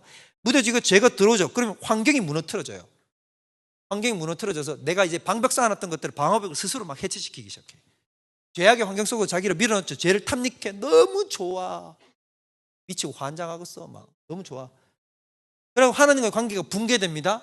붕괴되니까 말씀이 약해돼요. 더 약화되니까 더 가볍게 생각하고 이제는 이것도 없고 이걸 더 탐닉하고 붕괴되고 약화되고 더 이렇게 돌면 어떻게 될까? 이제 마음에 고통이 와요. 죄는 고통을 밀어넣거든요. 고통이 사망의 고통이 이르고 괴롭고 하나님이 때리면 어떻게 될까? 이제 죽겠습니다 하는 거죠. 그러면은 회개하고 돌아오는 거지. 돌아올 때 말씀에 감화가 오는 거예요. 항상 처음에 시작은 이겁니다. 말씀으로 깨닫는 거거든요. 내가 이렇게 살아서는 안 돼 라는 걸 깨닫고 죄에 대해서 나 이 녀석 정말 짜증났어. 나 이 쳇바퀴 돌다 죽을 뻔했어. 분노해. 환경을 정비하죠. 죄를 죽이는 것을 합니다. 주의 뜻을 따릅니다. 그러면 말씀이 더 강화가 되고요. 더 선순환 사이클을 도는 거죠. 이러면은 이기기가 더 쉬워져요. 첫 바퀴가 돌기가 어렵듯이. 요거는 어떤 거냐면 여러분 맷돌을 아마 이렇게 큰 게 있다고 칩시다. 이렇게 큰 게, 큰 대형 맷돌이 있으면, 자, 여러분들 이렇게 보세요. 처음에 이렇게 돌리려면 이게 어려워요, 쉬워요? 어렵죠. 그런데 힘들지만 돌리면 어떻게 되죠? 가속도가 걸려서 내가 그다음부터는 어떻게 하면 그냥 돌아가요? 툭툭 이렇게 하면 그냥 돌아가거든요. 몇 톤짜리가 그냥 이렇게 해도 돌아간다면 똑같단 말이에요. 내가 하나님의 선순환의 사이클을 두면 처음에 하기가 어렵지만 그다음부터는 하기가 쉬워져요. 이제는 가속도를 유지하는 게 쉽단 말이에요. 이게 습관으로 자리 잡는 거지. 이게 무섭다고. 이게 무서워요. 이게 딱 무섭게 돌아가면 어떻게 되냐면 약간의 죄의 유혹에 빠져서 내가 이렇게 해도 이게 쉽게 안 멈추죠. 그죠? 그렇게 해서 다시 제자리로 돌아올 수 있어요. 근데 이렇게 갔다가 목표가 뭐가 되면 그냥 마음의 평화와 내가 지금 괴롭지 않은 것이 목표가 되면 다시 어떻게 되냐면 이 사람은 목표가 어디 있냐면 죄의 쾌락을 누리는 데 있거든요. 그렇기 때문에 마음의 평화가 찾아오기만 하면 다시 여기로 돌아가요. 첫 번째, 어디에 속지 말라? 기만에 절대 속으면 안 돼요. 제가 속이는 거, 야, 넌 그 약만 없으면 괜찮아. 넌 괜찮은 사람이야. 봐야게요. 자, 우리가 죄를 죽이는 것이 아니라 성령이 하신다. 제발. 그래서 내가 아까 그런 습관을 한다고 해가지고 죄가 죽는 게 아니라 적극적으로 영적인 수단을 동원해야 된다. 그렇지 않으면 절대로 죄는 죽지 않는다. 그러나 우리가 넉넉고 있는 것이 아니다. 있는 힘을 다해서 노력해야 된다. 그 다음에 절대로 하지 말아야 될 거 뭐? 잘 돌아가네? 괜찮네? 이러면서 은혜의 수단을 외면하기 시작하면 그러면 그냥 바로 실패의 자리로 들어간다. 마지막입니다. 우리는 이 세상에서 완전함을 이룰 수 없습니다. 죽을 때까지 이 길 걸어갑니다. 거듭난 순간부터 죽어서 주님 앞에 이르는 그날까지 우리는 날마다 새로워져야 됩니다. 그래서 바울이 얘기하는 것처럼 나는 날마다 죽노라. 빌립보서 3장에서 얘기하는 건 뭐예요? 나는 그리스도의 손에 잡힌 바 된 그 표대를 잡으려고 나는 오늘도 달려가노라 라는 얘기. 끊임없는 저 성화에 대한 갈구, 저거는 어디서부터 나오냐면 하나님을 사랑하는 것, 주님을 닮고자 하는 그 마음, 순수한 심령에서부터 저것이 나오게 됩니다. 그걸 목표로 잡지 않으면 내 마음의 평화나 이런 것들을 우상으로 잡으면 계속 반복 실패되게 딱 프로그램화 되어 있습니다. 이해되시죠? 요거는 하나님께 성공하는 방법은 뭐냐면 하나님만 바라보면 성공할 수 있게 답이 그렇게 세팅되어 있는 프로그램이에요. 그 속에다가 내가 들어가서 삐끗하지 다른 걸 목표로 잡으면 무조건 실패되게 딱 돼 있어요. 이건 여지없이. 그렇기 때문에 이 길을 걸어가기 위해서는 초점은 딱 한 가지만 맞추는 겁니다. 누구에게만? 예수 그리스도. 그분을 사랑하는 것. 그게 모든 것이 핵심입니다.